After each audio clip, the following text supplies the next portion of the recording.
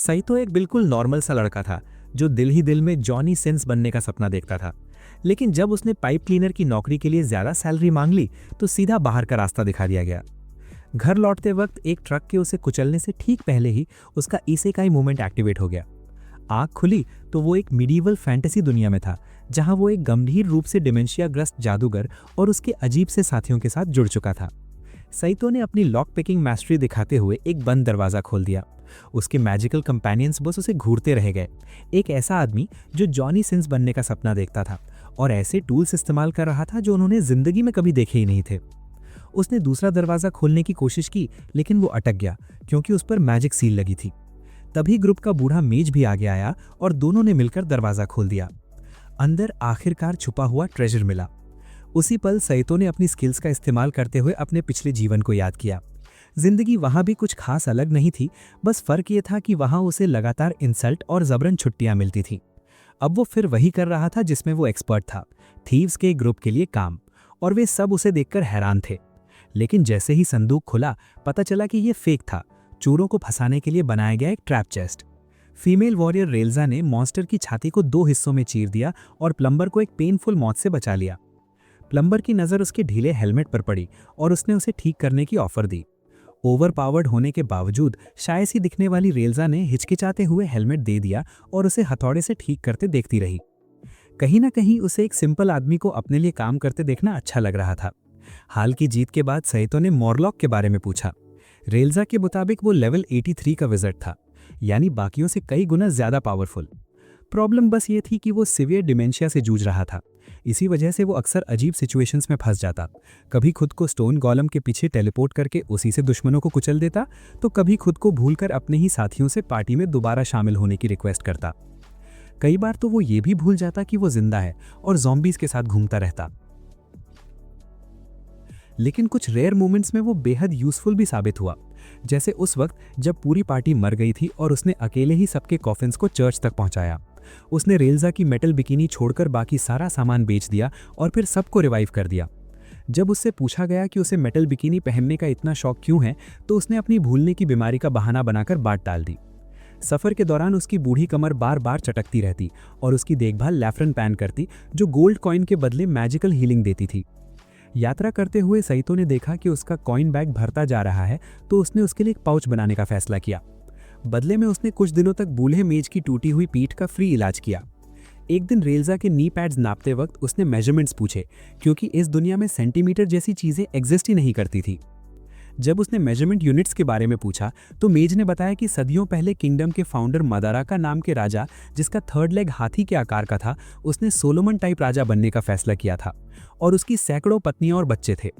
उस जमाने के स्कॉलर्स ने राजा के मांस के टुकड़े को ही बेस यूनिट मान लिया था। उदाहरण के लिए लैफ्रन पैन की हाइट इस वक्त ठीक एक मदाराका के बराबर थी। इधर जंगल में आर्मर पहने एक ड्वार्फ पर कुछ जिन्स ने हमला किया। वो एक मेज था जो ड्वार्फ्स के लिए अनयूजुअल था। उसने ये प्रोफेशन अपनी हाई मैजिक एफिनिटी की वजह से चुना था, जो एक मेटल पंचिंग बैग जैसी टेक्निक पर डिपेंड करती थी। पहले डैमेज झेलना, फिर एक ओवरपावर्ड स्पेल से दुश्मनों को उड़ा देना। अपने लोगों को निराश करके और ड्वार्फ मर्लिन बनने की वजह से वो अकेली जिंदगी जी रहा था, बस उसका पपी ही उसका साथी था। इसी दौरान लैब्रिंथ की 13वीं फ्लोर पर एक्स विल्डिंग प्रिंसेस और बिना आई पैच वाला पायरेट अपने हथियारों पर बफ मैजिक डालकर और अंदर बढ़ रहे थे, क्योंकि इतनी गहराई पर अटैक मैजिक बेअसर हो जाता था। सईतो उस वक्त मेवनी की दुकान पर था, जो ये देखकर शॉक थी कि एक प्लम्बर एबैकस इस्तेमाल कर सकता है। बातों बातों में एक creepy armour clad warrior herbs ढूंढते हुए अंदर आई। जैसे ही उसने बोला, सईतो ने उसे रेल्जा पहचान लिया। नाम सुनते ही वो भाग गई और लैफ्रन पैन के साथ दुकान के पीछे छिप गई। अगले दिन एक बॉल्ड थग दुकान में नाइफ बेचने आया। 15 कॉइन्स लेकर वो चला गया और मेवनी का मजाक उड़ाया कि वो न्यूबी है। असल में ये नाइफ उसे एक केव में मिली थी और उसने मैजिक से इसे बेकार बना दिया था। लेकिन असल में धोखा उसी को हुआ था। वो ब्लंट ब्लेड असली बेहद रेयर मिथिल सिल्वर कोटिंग निकली, जिसकी कीमत 300 कॉइन से भी ज्यादा थी। सईतो और मेवनी ने उसके जाने के बाद ये सच डिस्कवर किया। अपनी अगली रेड में जब सईतो 2 बार ऑलमोस्ट इसेकाई होने वाला था, मॉरलॉक ने उसे बचा लिया और फिर हमेशा की तरह तुरंत अपना स्पेल भूल गया। दोनों को रायल्जा ने बचा लिया है, जिससे अपने पेट आदमी की ज्यादा चिंता थी। अब उसे खुद भी एहसास होने लगा था कि मेडिवल दुनिया में सिर्फ ताले खोल पाना उसे कायर और डरपोक ही साबित करता है। फायदा उठाने के लिए उसने बूढ़े मेट से कुछ बेसिक मैजिक सिखाने की रिक्वेस्ट की। एक और चोरी के दौरान जब उन पर जिन्नों की पूरी सेना टूट पड़ने वाली थी, बूढ़ा जादूगर अपना स्पेल भूल गया। उसी पल साइटो ने बीच में आकर मंत्र पूरा करने में उसकी मदद कर दी। इस नई यूजफुलनेस ने रायल्जा को जेन्युइनली इंप्रेस कर दिया। ट्रेजर तक पहुंचने पर सबने साइटो से कहा कि आगे भूल जाए, क्योंकि वे ऐसे लेवल पर थे जहां मैजिक काम नहीं करता था और हर ट्रैप जानलेवा हो सकता था। लेकिन उसने वार्निंग इग्नोर कर दी। जमीन धंस गई और वो सीधे पानी के नीचे बनी एक केव में गिर पड़ा, जहां उसका पैर टूट गया। वहां पड़ा हुआ उसे याद आया कि कैसे उसके बॉस ने ज्यादा सैलरी मांगने पर उसे बेकार कहा था। उसे लगा कि इतनी बड़ी फेलियर के बाद उसकी नई टीम भी शायद उसे छोड़ देगी, लेकिन किस्मत से लॉक पिकिंग कोई आम स्किल नहीं थी। कम से कम वो अपने पुराने जीवन से पूरी तरह यूजलेस तो नहीं था। टीम ने उसकी बेल्ट से निकली टॉर्च का इस्तेमाल करके उसे बचा लिया। उसी वक्त ग्रुप एक वाटर मॉन्स्टर से लड़ रहा था। रायल्जा, जो ऐसे जीवों से बुरी तरह डरती थी, उल्टी करने के लिए भाग गई, जबकि मोरलॉक ने अपने मैजिक से उसे वहीं रोके रखा। साइटो, जिसने अब स्वॉर्ड चलाना सीख लिया था, आगे बढ़ा और मॉन्स्टर को खत्म कर दिया। मॉन्स्टर मरते ही उसने उसे खाने का फैसला कर लिया। पूरी टीम को लगा नया सदस्य पागल हो गया है, लेकिन साइटो ने कामली कहा कि उसके पास एक प्लान है। वो असैसिन्स द्वारा इस्तेमाल की जाने वाली नीडल्स लेने मयवाना गया। मयवाना उसे हथियार बेचकर बेहद खुश था और दिल ही दिल में उम्मीद कर रहा था कि शिकार रायल्जा होगी। वापस आकर साइटो ने जानवर का सिर उतारा, मांस को स्क्यूअर्स में पिरोया, उसे भूनकर मसाले डाले और मेडिवल क्रिमिनल्स को चखाया। दोनों लिटरली शॉक में चले गए। उन्होंने पहली बार कुक्ड फूड खाया था। रायल्जा, जिसे लॉकनेस मॉन्स्टर खाने का आइडिया ही घिनौना लगता था, एक बाइट के बाद पूरी तरह बदल गई। मोरलॉक ने सुशी शॉप खोलने का सुझाव दे डाला, लेकिन साइटो, जिसे रोज लाइफ और डेथ हालात में जीने वाला गरीब चोर बनना ज्यादा रियल लगता था, कुछ और ही सोच रहा था। अगले मिशन पर साइटो ने कैवर ट्रैप देखकर एक चेस्ट को छोड़ दिया। बार बार मौत से बचने के अनुभवों ने उसे ट्रैप्स की असली डेंजर सिखा दी थी। फिर उन्हें एक और चेस्ट मिला जो ज्यादा सेफ लग रहा था। जैसे ही उसने ट्रैप वायर्स काटे, गलती से गलत तार कट गया। मेटल मेल्टिंग स्लाइम सीधे रायल्जा पर गिरा। उसका आर्मर उतर गया और उसके शेपली डी कप एसिड्स और आकर्षक राइस केक साफ दिखने लगे। बूढ़ा जादूगर, जो यूथ की ब्यूटी में खो गया था, बेहोश हो गया। डिमेंशिया की वजह से वो सब कुछ भूल चुका था। जैसे ही रायल्जा ने देखा कि वर्कर का ध्यान भटक गया है, वो पलट गई। दूर कहीं एक एम्बिशियस वुल्वरीन एल्फ और एक डिवोटेड प्रीस्ट, जो वायलेंस में भी ऑडली इन्वॉल्व लगता था, मॉन्स्टर्स की आर्मी को तबाह कर रहे थे। मैजिक इस्तेमाल न कर पाने वाली स्पॉइल्ड फैमिली मेंबर होने के बावजूद एल्फ ने एंशिएंट मार्शल आर्ट्स में मास्टरी हासिल कर ली थी। ब्लडशेड उसका डिवाइन पर्पस बन चुका था और हर फाइट के बाद प्रीस्ट उसे हील करता था। प्रीस्ट के पास सिर्फ हीलिंग मैजिक था और फेरी की मदद करने में वो बस एक्स्ट्रा टाइम देता था। लेकिन धीरे धीरे उसे फेरी के लिए एक डिस्टर्बिंग ऑब्सेशन हो गई। उसे फेरी को घायल देखना अच्छा लगता था, क्योंकि वही मोमेंट्स थे जब वो यूजफुल बनती थी। वो ड्वार्फ के घावों को चूमता और चाटता, दावा करता कि यही बेस्ट हीलिंग मेथड है। असल में वो एक ट्विस्टेड नन थी, जिसका दिमाग खतरनाक हद तक गंदा था। एक मॉन्स्टर जो स्लॉटर से बच गया था, भागने के बजाय वहीं रुक गया, बस इस हॉरिफाइंग स्पेक्टिकल को देखने के लिए। महल के बाहर राजा ने डीमन किंग को हराने के पोस्टर्स लगवा दिए। जब कोई नहीं आया तो वो खुद निकल पड़ा और मंत्री को पीछे छोड़ दिया, जिस पर ट्रेजरी लूटने आए कूप लॉटर्स ने हमला कर दिया। राजा लौटा तो देखा मैजिक एक्सपर्ट मंत्री ने घुसपैठियों को स्टोन स्टैचूज में बदल दिया था। डीमन किंग को हराने के बाद राजा उसके जिंदा हेड के साथ चेस खेल रहा था। उसने एग्जीक्यूशन कैंसिल कर दी, क्योंकि उसे एक नया दोस्त मिल गया था। डीमन किंग को डिस्गाइज में एक नया वॉरियर बना दिया गया, उसी जनरल ने जिसने कू लीड किया था। रात में मेडिवल मार्शमेलोज भूनते वक्त लफान पान ने अपने डिमेंशियाग्रस्त मेट से पेमेंट मांगी, जिसे स्पाइनल ट्रांसप्लांट की सख्त जरूरत थी। साइटो ने रायल्जा से लफान पान की मनी ऑब्सेशन पर बात की। रायल्जा उसे लफान पान के पास ले गई, जो मून गॉडेस को कॉइन्स चढ़ा रही थी। उसकी रेस असल में मून पर रहती थी, लेकिन जब फेरीज ने फ्लाइंग मेलन्स और राइस केक से सारे पुरुष चुरा लिए, जेलसी में गॉडेस ने उन्हें नीचे गिरा दिया। अगर हर फुल मून पर गोल्ड कॉइन्स न चढ़ाए जाएं, तो वे सिकुड़ते जाते और अंत में न्यूक्लियर फेरीज बन जाते। ये जानने के बाद साइटो हर मिशन पर प्रोटेक्शन मैजिक के लिए उसे पे करने लगा, क्योंकि वो भीख मांगने के लिए बहुत प्राउड थी। एक चेस्ट खोलते ही साइटो और रायल्जा दूसरी जगह टेलीपोर्ट हो गए। क्योंकि दोनों मैजिक इस्तेमाल नहीं कर सकते थे, तो उन्हें अपनी स्थिति बताने का कोई तरीका नहीं था, तो साथ साथ आगे बढ़ना पड़ा। सामने एक विशाल आयरन गोलम खड़ा था। रायल्जा के मेटल राइस केक्स इधर उधर उड़ने लगे, तभी साइटो ने पहले से मौजूद मेटल मेल्टिंग स्लाइम का इस्तेमाल किया गोलम पर अटैक करने और अपने लिए रास्ता बनाने के लिए। उसने उसे नीचे गिरा तो दिया, लेकिन तब तक बहुत देर हो चुकी थी क्योंकि प्लम्बर सीधे गोलम के भारी धातु हाथों के नीचे कुचल चुका था। जमीन पर पड़े पड़े छाती से बाहर निकली पसलियों के बीच उसकी सिंपल सी लाइफ आंखों के सामने फ्लैश होने लगी। रायल्जा के पास ड्रॉप्स ऑफ लाइफ नाम की एक शीशी थी। ये उस औषधि का आधा हिस्सा था जिसे वो अपने चेहरे के निशान मिटाने के लिए बचाकर रख रही थी। लेकिन अगर वो एक पल भी और रुकती तो साइतो के रिवाइव होने की कोई चांस नहीं रहती। इसलिए उसने वही करने का फैसला किया। इसे देने का एकमात्र तरीका था स्नो वाइट वाला उल्टा किस। वो मोरलॉक और लेफिनपैन के साथ होश में आया जिन्होंने उसे ढूंढ लिया था। साइतो ने फिर से रायल्जा से माफी मांगी, खुद को एक बार फिर यूजलेस और डरपोक साबित करने के लिए। लेफिनपैन ने मेटल नाइट को उसके मेडिसिन देने के तरीके पर टीज किया और ऑलमोस्ट कुचल ही दी गई। फिर लेफिनपैन साइतो को मायवाना की दुकान के पीछे ले गई, जो असल में मैरिज काउंसलिंग सेंटर की तरह इस्तेमाल होती थी,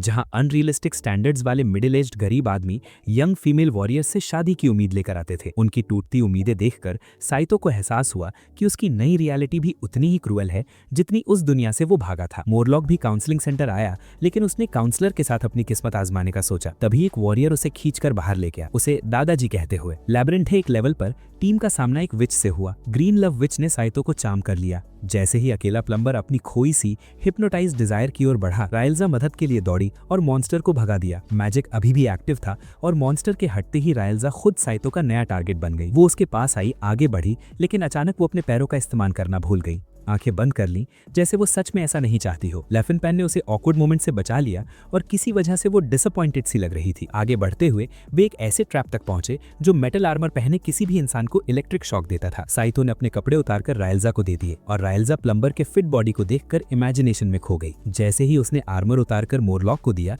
डिमेंशियाग्रस्त मोरलॉक भूल गया कि वे कहाँ हैं और आर्मर पहनकर ही ट्रैप में फंस गया। एक बूढ़ा विजर्ड वर्ल्ड ट्री से बनी एक मैसिव स्टाफ लेकर यात्रा कर रहा था और उसने एक जाइंट साइक्लॉप्स को मार गिराया। वो स्पेल चैंटिंग से बचता था क्योंकि उससे उसके जबड़े में दर्द होता था। उसे ओपोनेंट्स का सिर फोड़ना ज्यादा पसंद था। वो डेंस जंगल में दाखिल हुआ जहां पीन जिन्स ने हमला कर दिया। स्टाफ ठीक से न चला पाने पर उसने उसे स्पीयर की तरह इस्तेमाल किया और उन रेकलेस मॉन्स्टर्स को खत्म कर दिया। उधर डेजर्ट जैसे इलाके में एक निंजा ने अपनी स्पेशल आर्ट से वॉरियर की शैडो पर पैर रखा और उसे वहीं फ्रीज कर दिया, फिर टुकड़ों में काट दिया। उसने एक महिला को देखा और उसे अगला टारगेट चुना। जैसे ही उसने उसकी शैडो पर कदम रखा, वो उसमें धंस गया। वो महिला एक विच थी जिसकी पावर्स उसकी शैडो को डेमन रेम से जोड़ती थी। कई दिनों बाद वो दूसरी दुनिया से 2 मॉन्स्टर्स के साथ लौटा जिन्होंने एक ऐसा स्पेल किया जिससे उस महिला का डेमन रेम से कनेक्शन टेम्परेरीली टूट गया। उसने अपनी शक्ति से उसे फ्रीज किया, फिर अटैक किया और उसे किस कर लिया। लंबे समय बाद सुंदर प्रिय मिलने पर उस क्रीपी निंजा ने समय बर्बाद नहीं किया और वही किया जो वो सबसे अच्छे से करता है। उधर कुछ बूढ़े और अजीब से दिखने वाले लोग जैसे किसी काउंसिल के सदस्य राज्य के ऑफिशियली रिकॉग्नाइज्ड हीरोज की पार्टी बना रहे थे। पहला मेंबर था केन्स, एक मैजिक स्वॉर्ड्समैन। उन्होंने king Arthur style sword play दिखाया और उसे नया स्टेट हीरो घोषित कर दिया। दूसरी थी राइची, जो मैजिक स्कूल पूरी न कर पाने वाली एवरेज मेज थी लेकिन लुक्स के कारण चुनी गई। आखिर में थी मोनपुई, जिन्हें पार्टी का प्रीस्ट बनना था। उस ओवरवेट बुकवर्म से प्रीस्ट के वियर्ड बिहेवियर की वजह से एल्डर्स ने पहले उसे रिजेक्ट कर दिया, लेकिन जैसे ही किसी ने दावा किया कि मोनपुई उसका नेफ्यू है, डिसीजन बदल गया। हीरो पार्टी की लाइफ हीरो ट्यूब पर लाइव स्ट्रीम होती थी, जहां लोग उनके ब्रेव डीड्स देखते थे, जिनमें ज्यादातर राइची द्वारा मोनपुई पर स्लीप मैजिक डालना शामिल था ताकि वो और केन्स स्पेशल ट्रेनिंग सेशंस कर सकें जिनमें अलग अलग लेवल्स के लिक्विड्स का एक्सचेंज होता था। मोनपुई, जो खुद भी डिस्टर्बिंग प्रीस्ट था, सोने का नाटक करता रहता। लेट नाइट सेशंस को देख पाना ही उसके लिए उस एक्सपीरियंस के सबसे करीब था। रात में साइतो ने एक सील्ड स्पेल बुक खोली और उसमें एक मशरूम सी चीज मिली जो दिखने में बिल्कुल वैसी ही थी जैसी महिलाएं अपने पास रखती हैं। क्रीप शो विजर्ड प्रकट हुआ और उसे यकीन दिलाया कि ये कॉकी मैन रूट मशरूम है और जोर जोर से उसे सक करने लगा। रायल्जा भी वहां आ गई और वो भी उस वियर्ड मशरूम में ऑडली इंटरेस्टेड लग रही थी। एक ड्रैगन को मारने के बाद साइतो ने ड्रैगन की विस्कर्स काटने के लिए वायर कटर यूज किया, लेकिन टूल टूट गया। वो उदास हो गया। तभी मोरलॉक ने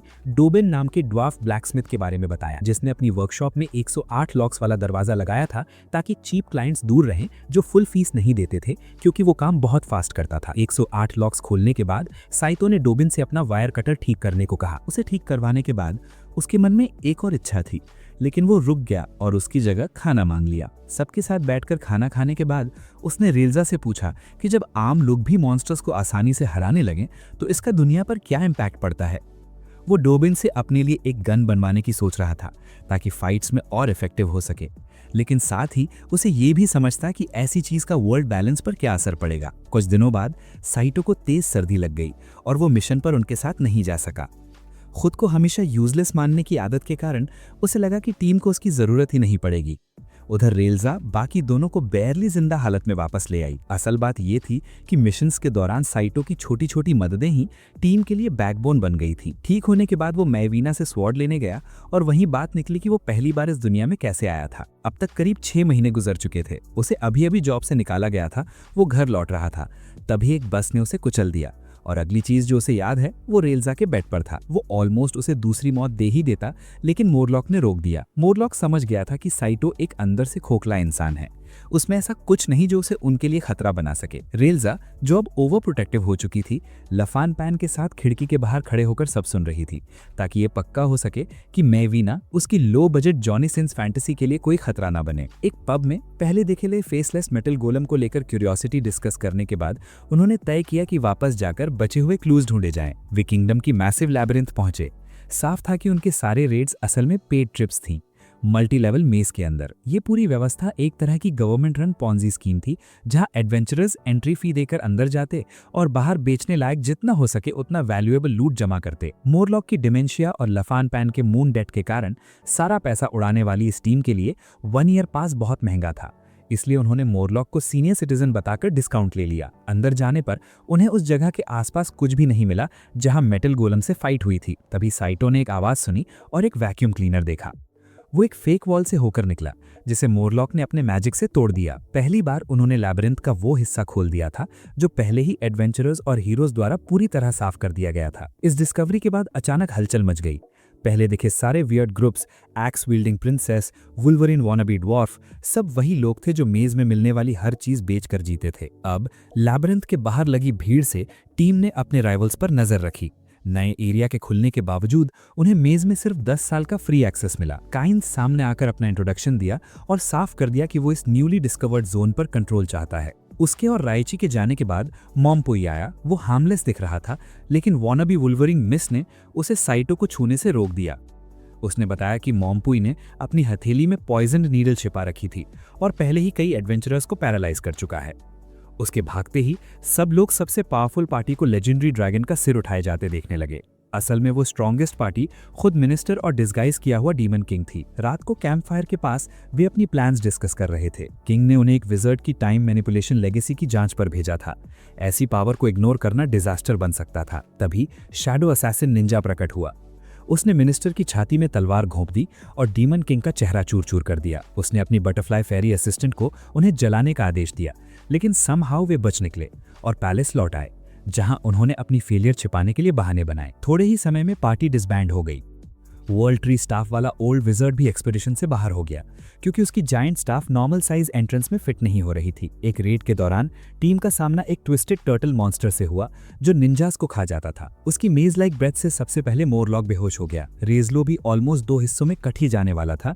तभी एक्स विल्डिंग प्रिंसेस लिलिजा लैसन पॉप प्रकट हुई और उसने टर्टल को चीर दिया। उसका पार्टनर मिडीवल पायरेट गिवल भी आ गया और दोनों ने मिलकर उस ट्रेजर पर क्लेम कर दिया जिसके गार्डियन मॉन्स्टर को उन्होंने मारा था। जब गिवर अपने ओल्ड स्कूल लॉक पिकिंग में फेल हो गई तो जेनजी लॉकस्मिथ साइटो ने अपनी रियल स्किल दिखा दी। जैसे ही उसने जूस चुने, लिलिजा ने उसे ध्यान से देखा और समझ गई कि साइटो वही टाइप है जिससे गिवर खेलना पसंद करती है। जब साइटो ने जूस गिवर को सौंपे तो वो पूरी तरह फैसिनेटेड हो गई। रेजलो ने तुरंत अपनी नई राइवल पहचान ली। बाद में लैबिरिंथ में भटकते हुए साइटो की मुलाकात फिर से मॉम्पुई से हुई, एक मोटे प्रीस्ट से जिसने सेल्फिशनेस को नया मतलब दे दिया था। उसने तुरंत खुद के चारों ओर प्रोटेक्टिव बैरियर बना लिया, जबकि साइटो के पास भी टीम से मिला होली वाटर बेस्ड बैरियर था। मॉम्पुई आलू के चिप्स खाने लगा और साइटो सैंडविच देखकर उसकी भूख और ज्यादा बढ़ गई। साइटो ने जब उसे एक आइटम ऑफर की तो उसने उसे जहर समझकर तुरंत मना कर दिया।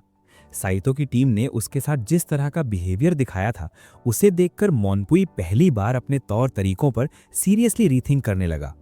किस्मत से सेकंड कैप्टन क्लूलेस वहां आ गया और उसने साफ कर दिया कि वो अब भी उसे दोस्त ही मानता है। कुछ देर बाद रेजलो एक जाइंट स्पाइडर से भिड़ी हुई थी और उस पर लगातार वार कर रही थी, लेकिन उसकी जीत वुल्वरिन के सबसे बड़े फैन ने बीच में कूदकर छीन ली और आखिरी वार खुद कर दिया। जब रेजलो ने चेस्ट पर अपना क्लेम रखा तो उसने साफ मना कर दिया और बात सीधा ड्यूअल तक पहुंच गई। द्वंद्व युद्ध के दौरान हैवी आर्मर की वजह से रेजलो की स्पीड कम हो गई और उसे चोट लग गई। मजबूरी में उसने अपना रेगुलर आर्मर उतार दिया और उसके पास सिर्फ वही हल्का पैडेड आर्मर बचा जो साइटो ने बनाया था। साइतो, जो वैसे ही थोड़ा एक्सेंट्रिक और वियर्ड था, ने जानबूझकर उसमें ढीले फीते लगाए थे। जैसे ही वो नीचे गिरी, रेज़लो शर्मिंदगी में खुद को ढकने लगी। बाद में फाइट छोड़ने के बाद मिस वॉनबी वुल्वरीन को उसके क्रीपी माइंडेड प्रीस्ट ने गले लगाकर दिलासा दिया। तभी अजीब हरकतों का राजा साइतो वहां आया और उसे कुछ ट्रेजर थमा दिया। उसी दौरान साइतो की नज़र उस वैक्यूम क्लीनर पर पड़ी जो उसे कुछ दिन पहले मिला था, और उसका पीछा करते करते वो एक खुले मैदान में पहुंच गया जहां उसकी अपनी दुनिया की अनगिनत चीजें जमा लग रही थीं। तभी शैडो निंजा ने घात लगाकर हमला किया। रेज़लो ने उसे बचाने की कोशिश की, लेकिन खुद शैडो टेक्निक में फंस गई। निंजा ऑलमोस्ट उसे काट ही डालता, तभी मिजेट मर्लिन के क्रॉसबो से निकले तीर ने उसे रोक लिया।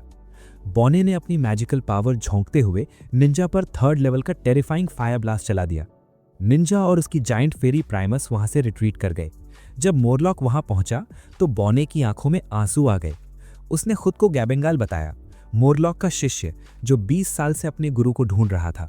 गैबेंगाल, जो ड्वार्फ मर्लिन कहलाता था, के मुताबिक मोरलॉक सुदूर पूर्व का एक महान विज़र्ड था जिसने फॉरबिडन मैजिक की तलाश में 20 साल पहले अपना शहर छोड़ दिया था। रेज़लो को याद आया कि यही लगभग वही समय था जब उनकी पहली मुलाकात हुई थी। उसने डिमेंशिया विज़र्ड से सीधे इस दावे के बारे में पूछा। मोरलॉक ने बताया कि वो सच में 20 साल पहले अपने बारे में सब कुछ भूल चुका था, इसलिए उसे ड्वार्फ विज़र्ड की कोई याद नहीं थी, खासतौर पर इसलिए भी क्योंकि वो आमतौर पर सिर्फ फीमेल डिसाइपल्स को ही प्रेफर करता था। गैबिंगाल इस बात से शॉक था कि लोग उसके गुरु का मजाक उड़ा रहे थे। उसने जोर देकर कहा कि मोरलॉक कोई साधारण जादूगर नहीं, बल्कि बर्लिन शहर का महान विज़र्ड था, बर्लिन शहर का प्राइड। इतना कहते ही अचानक उसके चेहरे पर खंजर से वार हुआ और वो गिर पड़ा। लफानपान तुरंत उसकी देखभाल में लग गई, जबकि बाकी लोग हमलावर की ओर मुड़ गए। तभी शैडो मेज फिर से प्रकट हुआ, इस बार अपने डिमोनिक दोस्तों के साथ अपना अधूरा काम पूरा करने के इरादे से। एक फ्लैशबैक में दिखाया गया कि कैसे निंजा ने एक 40 साल की चुड़ैल के साथ जबरदस्ती की थी और फिर अपने डिमोनिक दोस्तों के साथ उसे ढूंढने लौटा था। जब वो उसके घर पहुंचा तो जगह बिखरी हुई और पूरी तरह टूटी फूटी थी। तहखाने में उसे अपनी राजकुमारी मुरझाई हुई ऑलमोस्ट मरती हालत में मिली। जब वो ये सोचते हुए उसे देख रहा था कि क्या वो अब भी जिंदा है, तभी प्राइमस सामने आई। उसने बताया कि उस चुड़ैल को एक डेमन ने इटर्नल यूथ का श्राप दिया था। बाद में उस डेमन को किसी और विज़र्ड ने मार दिया, लेकिन कर्स अब भी बाकी था। ये कर्स ऐसा था कि अगर वो कभी प्यार में पड़ती तो उसका पूरा लाइफ स्पैन एक साथ सामने आ जाता और वो जल्दी मर जाती। निंजा के किस ने उसके सोए हुए दिल को जगा दिया था और वही उसे लव में ले आया था। इसी वजह से उसकी हालत इतनी तेजी से बिगड़ रही थी। प्राइमस ने बताया कि उसे बचाने का एक ही तरीका था, भूल भुलैया में मौजूद उस विज़र्ड को ढूंढना जिसके पास टाइम कंट्रोल की सीक्रेट्स थे। यही वजह थी कि वो इस वक्त साइतो की पूरी टीम को वाइप आउट करने पर तुला हुआ था। साइतो की टीम डिफेंस में काफ़ी स्ट्रांग थी, इसलिए वो शुरुआती हमलों को समहाउ झेल पाए। लफानपान ने लाइट मैजिक से रेज़लो की शैडो मिटा दी, जिससे वो शैडो ट्रैप से बच गई। जब मोरलॉक 7 रोरिंग गॉड्स की शक्ति से भी डिमंस को खत्म नहीं कर पाया तो उन्होंने साइतो को पकड़ लिया और उसका सिर जमीन पर दे मारा। किस्मत से ये सब घिवरा की एक चाल निकली जो साइतो का पीछा करते हुए और सब ऑब्जर्व करते हुए लिलिजा के साथ वहां पहुंच गई। वुल्वरीन बनने की चाह रखने वाली फ्लैनरिल अर्लिल भी अपने डरावने प्रीस्ट के साथ लड़ाई में मदद के लिए आ गई। नए राज्य के मिस्टीरियस हीरोज की पार्टी भी वहां पहुंच चुकी थी। लिलिजा ने बताया कि उन्होंने साइतो का पीछा इसलिए किया क्योंकि उन्होंने देखा कि वो अपनी टीम के साथ नए इलाके में काफ़ी अंदर तक गया है। उन्हें लगा था कि उसे कोई रेयर ट्रेजर मिल गया है। जो चीज़ मिली वो खास ज़रूर थी, लेकिन ट्रेजर नहीं। उस क्रीपी प्रीस्ट ने बताया कि यही निंजा कई पार्टीज और हीरोज पर एम्बुश करता आ रहा है। अब उसे और उसकी पूरी टीम को ख़त्म करना ज़रूरी है। प्राइमस ने हमला किया, लेकिन राइची ने उसे रोककर हरा दिया। निंजा ने देखा कि लफानपान और प्रीस्ट मिलकर डिमन बैनिशमेंट स्पेल तैयार कर रहे हैं, तो वो अपने डिमन दोस्त को बचाने के लिए कूद पड़ा। वो हमेशा से एक मर्सिनेरी रहा है और अजीब तरीके से उसने ऐसे डिमन दोस्त बना लिए थे जो उसके ट्विस्टेड लव क्वेस्ट में उसका साथ देने को तैयार थे, जहां उम्र का फर्क हर हद पार कर चुका था। वो ये सब उन्हें चुका पाने के लिए एक तरह का सैक्रिफाइस दे रहा था। हमले से किसी तरह बच निकलने के बाद प्रेमिस दोबारा सामने आई और एक बेहद शक्तिशाली ईविल को समन करने के लिए मंत्र पढ़ने लगी। उस बुराई ने उससे उसके काले पंखों का बलिदान मांगा। प्रेमिस असल में नॉर्मल साइज की ब्लैक विंग्ड विलेन थी, जिसका पीछा अक्सर डरावने मिशंस में लगे एडवेंचरस लोग करते रहते थे। उसने सोचा कि अगर वो थोड़ा वजन बढ़ा ले तो शायद एडवेंचरस उसे कम अट्रैक्टिव समझें, लेकिन उसे ये अंदाज़ा नहीं था कि पुरुषों के कोई स्टैंडर्ड्स नहीं होते। फिर भी सबने उसका पीछा किया और बढ़े हुए वजन की वजह से उसकी स्पीड कम हो गई, जिससे उसे पकड़ना आसान हो गया। तभी एक चुड़ैल ने उसे बचाया और प्रेमिस उसके साथ रहने लगी। वो उस पल भी मौजूद थी जब चुड़ैल निंजा से प्यार कर बैठी और ऑलमोस्ट कोमा जैसी हालत में चली गई। एडवेंचरर्स के लिए उसकी नफरत और चुड़ैल के लिए उसकी भक्ति धीरे धीरे उसे पागलपन की तरफ ले गई। वो निंजा से अपने पंख नोच डालने के लिए चीखती रही और बाकी सब उसे ऐसे देख रहे थे जैसे किसी इंडियन डेली सोप का सीन चल रहा हो। जब निंजा बार बार पीछे हटता रहा तो उसने टेलीकिनेसिस का इस्तेमाल करके सबको खुद से दूर फेंक दिया। उसी पल उसने ईविल को पूरी तरह इनवाइट कर लिया और खुद को, निंजा को और डीमंस को मिलाकर एक ऊंचे पिलर में बदल दिया, जिसमें कई आंखें थीं और उनसे लेजर बीम्स निकल रही थीं। उन्हीं में से एक बीम फ्लैनरल के कान को छू गई। चोट लगते ही उसका क्रीपी प्रीस्ट बिना देर किए उसका कान वापस जोड़ देता है। वे सब लगभग एक साथ जलकर राख हो जाते, लेकिन राइजला ने आखिरी पल में उन्हें बचा लिया। बाकी ग्रुप ने वन शॉट किल करने वाले उस आई पिलर से बचने के लिए डिफेंसिव स्टांस ले ली। मॉरलॉक ने 7 रोरिंग गॉड्स की शक्ति से फिर से हमला करने की कोशिश की, लेकिन उससे बस कुछ सेकंड के लिए उसकी आंखें घूमी। नॉर्मल अटैक्स बिल्कुल बेकार साबित हुए, क्योंकि वो आंखें खुद को स्टोन लाइक पलकों से ढक लेती थीं। कोई और रास्ता ना देखते हुए साइटो ने बूढ़े जादूगर से वही मंत्र इस्तेमाल करने को कहा। यह सुनकर बूढ़ा जादूगर खुद हैरान रह गया कि उसे वो स्पेल आता भी है। पिछली रात उस फ्लैश शेप्ड मशरूम को देखने के बाद साइटो को समझ आ गया था कि वो किसी और चीज का डिस्गाइज था, टाइम कंट्रोल मैजिक से जुड़ा एक स्क्रोल। वही बूढ़ा जादूगर असल में वो लेजेंडरी विजर्ड था जिसने समय को नियंत्रित करने की कला में मास्टरी हासिल की थी। कई दशक पहले मॉरलॉक एक एम्बिशियस विजर्ड था जिसकी एक बेटी थी जो उससे बेहद प्यार करती थी और उसने उसके लिए एक नेकलेस बनाया था। मॉरलॉक बहुत एम्बिशियस था और अपनी बेटी को बेहतर जिंदगी देने के लिए एक महान जादूगर बनना चाहता था। इसी वजह से वो ज्यादातर समय घर से दूर रहता था। एक दिन उसकी बेटी तेज बुखार में पड़ गई और बिस्तर पर लेटी लेटी अपनी माँ से बार बार अपने पिता के बारे में पूछती रही। मॉरलॉक रात में लौटा, एक किताब उठाई और जल्दी से फिर निकल लिया। उसकी पत्नी ने उसे बेटी की हालत बताई, लेकिन उसने उसे भरोसा दिलाया कि सब ठीक हो जाएगा। उसके पास अभी और भी बड़े सपने थे, वो उन्हें पूरा करना चाहता था ताकि वे सब एक बेहतर जीवन जी सकें। बीमारी के बीच ही एक सुबह मॉरलॉक अपना लक्ष्य हासिल करके लौटा, सोचते हुए कि अब वो परिवार के साथ सेलिब्रेट करेगा। लेकिन उसने देखा कि उसकी पत्नी चुपचाप अपनी बेटी को देख रही थी जिसकी बीमारी से मौत हो चुकी थी। पिछली रात बुखार अचानक बढ़ गया था, कोई डॉक्टर मौजूद नहीं था और मॉरलॉक, जो अपने मैजिक से उसे बचा सकता था, वो भी वहां नहीं था। अंतिम संस्कार के बाद उसकी पत्नी उसे छोड़कर चली गई और कभी वापस नहीं आई। जिन सपनों के लिए वो जी रहा था अब वो रहे ही नहीं। वो अंदर से टूट गया, उदास और गुस्से से भर गया। उत्तर की भूल भुलैया में उसे टाइम कंट्रोल मैजिक की अफवाहें मिली और वो अकेले ही वहां निकल पड़ा। भूल भुलैया में दाखिल होते ही उसे वही फेक स्टोन डोर मिला और उसने उसे खोल दिया। वो उसी सीक्रेट जगह पहुंचा जहां साइटो की दुनिया की चीजें बिखरी पड़ी थीं और जहां टाइम कंट्रोल के ग्रंथ मौजूद थे। वहां समय को पीछे मोड़ने का कोई जादू नहीं था, सिर्फ समय को रोककर दूसरी दुनिया से संपर्क करने की शक्ति थी। जाने से पहले उसकी मुलाकात एक सुपरनैचुरल बीइंग से हुई। उसने उससे अपनी सबसे गहरी इच्छा पूरी करने के बदले एक युद्ध की चुनौती दी। वो युद्ध हार गया, लेकिन उस प्राणी पर उसका असर पड़ गया। नतीजतन उस एंटिटी ने मॉरलॉक की वो सारी यादें मिटा दी जो उसे दर्द देती थीं। मॉरलॉक भूल भुलैया से बाहर निकला, अपनी पिछली यादों से पूरी तरह खाली। अपनी बेटी द्वारा बनाए गए उस नेकलेस पर लिखा नाम देखकर उसने खुद को मॉरलॉक कहना शुरू किया, जो अभी भी उसके पास था। असली समय में लौटकर साइटो ने उससे पूछा क्या उसी ने उसे यहाँ बुलाया था। लेकिन दिक्कत ये थी कि विजर्ड को कुछ भी याद नहीं आ रहा था। उनकी डिफेंसिव बैरियर लगातार कमजोर होती जा रही थी और पिलर के हमले झेल पाना मुश्किल हो रहा था। साइटो ने उससे टाइम स्टॉप स्पेल इस्तेमाल करने को कहा, लेकिन मॉरलॉक के दिमाग में वो मंत्र आ ही नहीं रहा था। यहीं साइटो को अचानक सब याद आ गया। उसने आगे बढ़कर मदद करने की पेशकश की और पूरी टीम से कहा कि वे सिर्फ डिफेंस पर ध्यान दें और पिलर की आंखों को खुला रखने के लिए लगातार मूव करते रहें, क्योंकि मॉरलॉक का हमला तभी काम करता जब स्पेल के दौरान आंखें खुली हों। सब लोग मुश्किल से अपनी पोजीशन संभाल पाए और तभी साइटो की गाइडेंस में मॉरलॉक ने मंत्रों का जाप शुरू किया।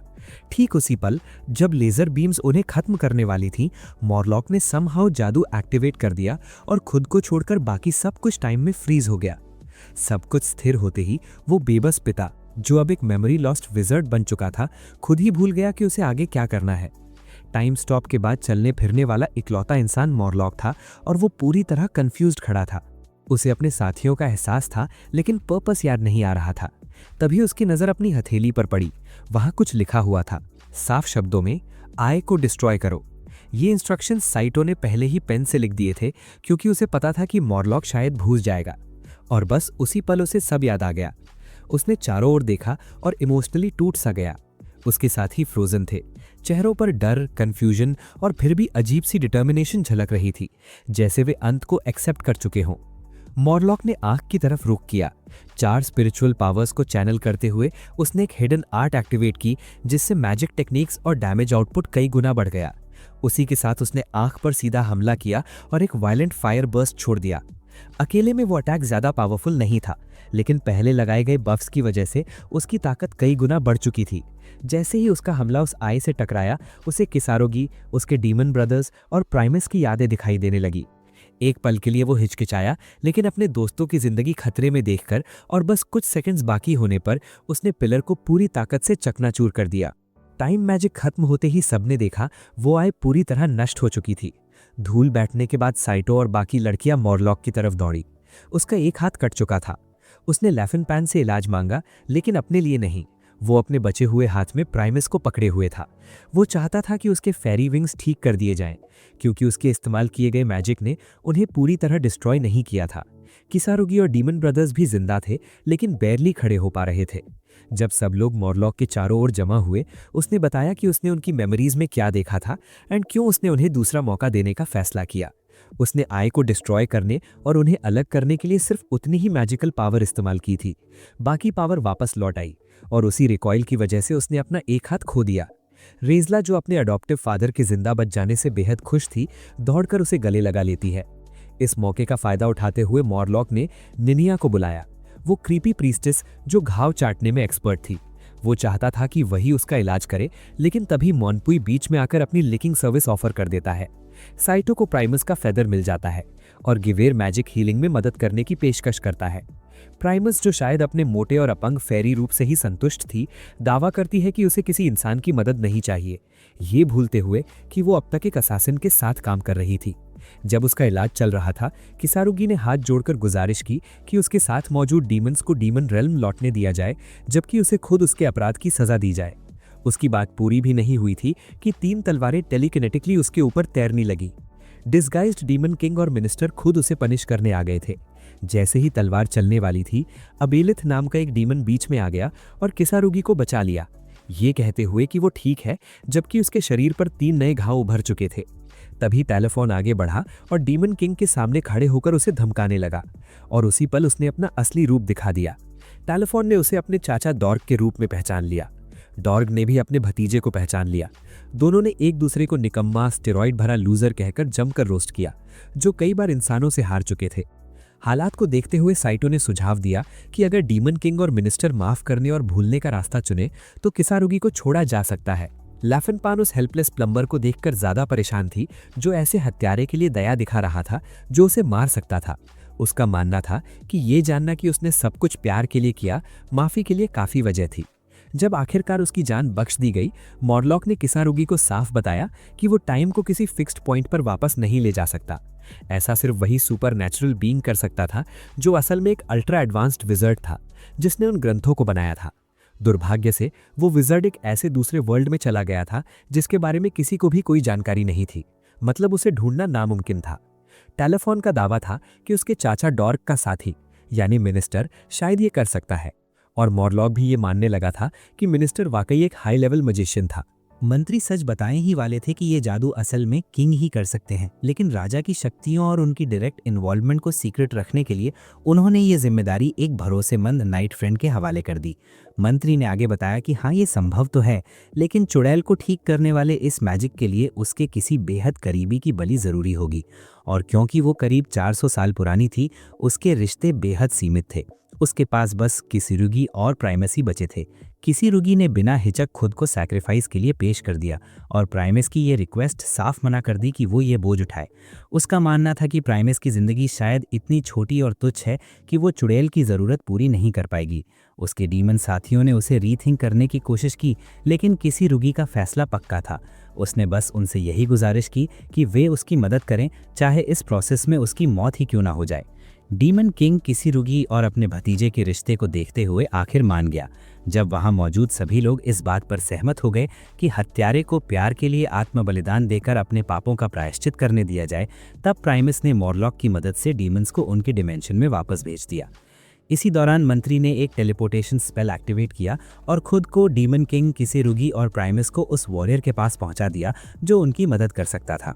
जाने से पहले हत्यारे ने सेतु से उसके कपड़ों और उसके निंजा होने के स्टाइल के बारे में पूछा। जब सेतु ने कैजुअली कहा कि वो बस एक साधारण प्लम्बर है, तो निंजा चुपचाप चला गया, शायद ये सोचकर कि प्लम्बर का मतलब दुनिया का सबसे खतरनाक असैसिन होता है। उनके जाते ही सेतु को याद आया कि उसे अब भी वो वैक्यूम क्लीनर नहीं मिला था जिसे वो ढूंढ रहा था। मॉरलॉक ने समझाया कि दूसरी दुनिया से इकट्ठा किया गया सारा कबाड़ शायद किसी विज़र्ड का अपनी मैजिकल पावर्स को टेस्ट करने का एक्सपेरिमेंट था। तभी कुछ और एडवेंचरर्स वहां पहुंच गए, साफ इरादा लिए कि वे इन स्ट्रेंज आइटम्स को लूट करने वाले हैं। सेतु ने फटाफट अंदर घुसकर दूसरों के आने से पहले जितना हो सका उतना सामान समेट लिया। थोड़ी ही देर में उनकी पूरी पार्टी भी आ गई। तभी ड्वार्फ मर्लिन ने मॉरलॉक को रोक लिया, जिसे पूरा यकीन था कि उसके मास्टर को कुछ याद आ गया है।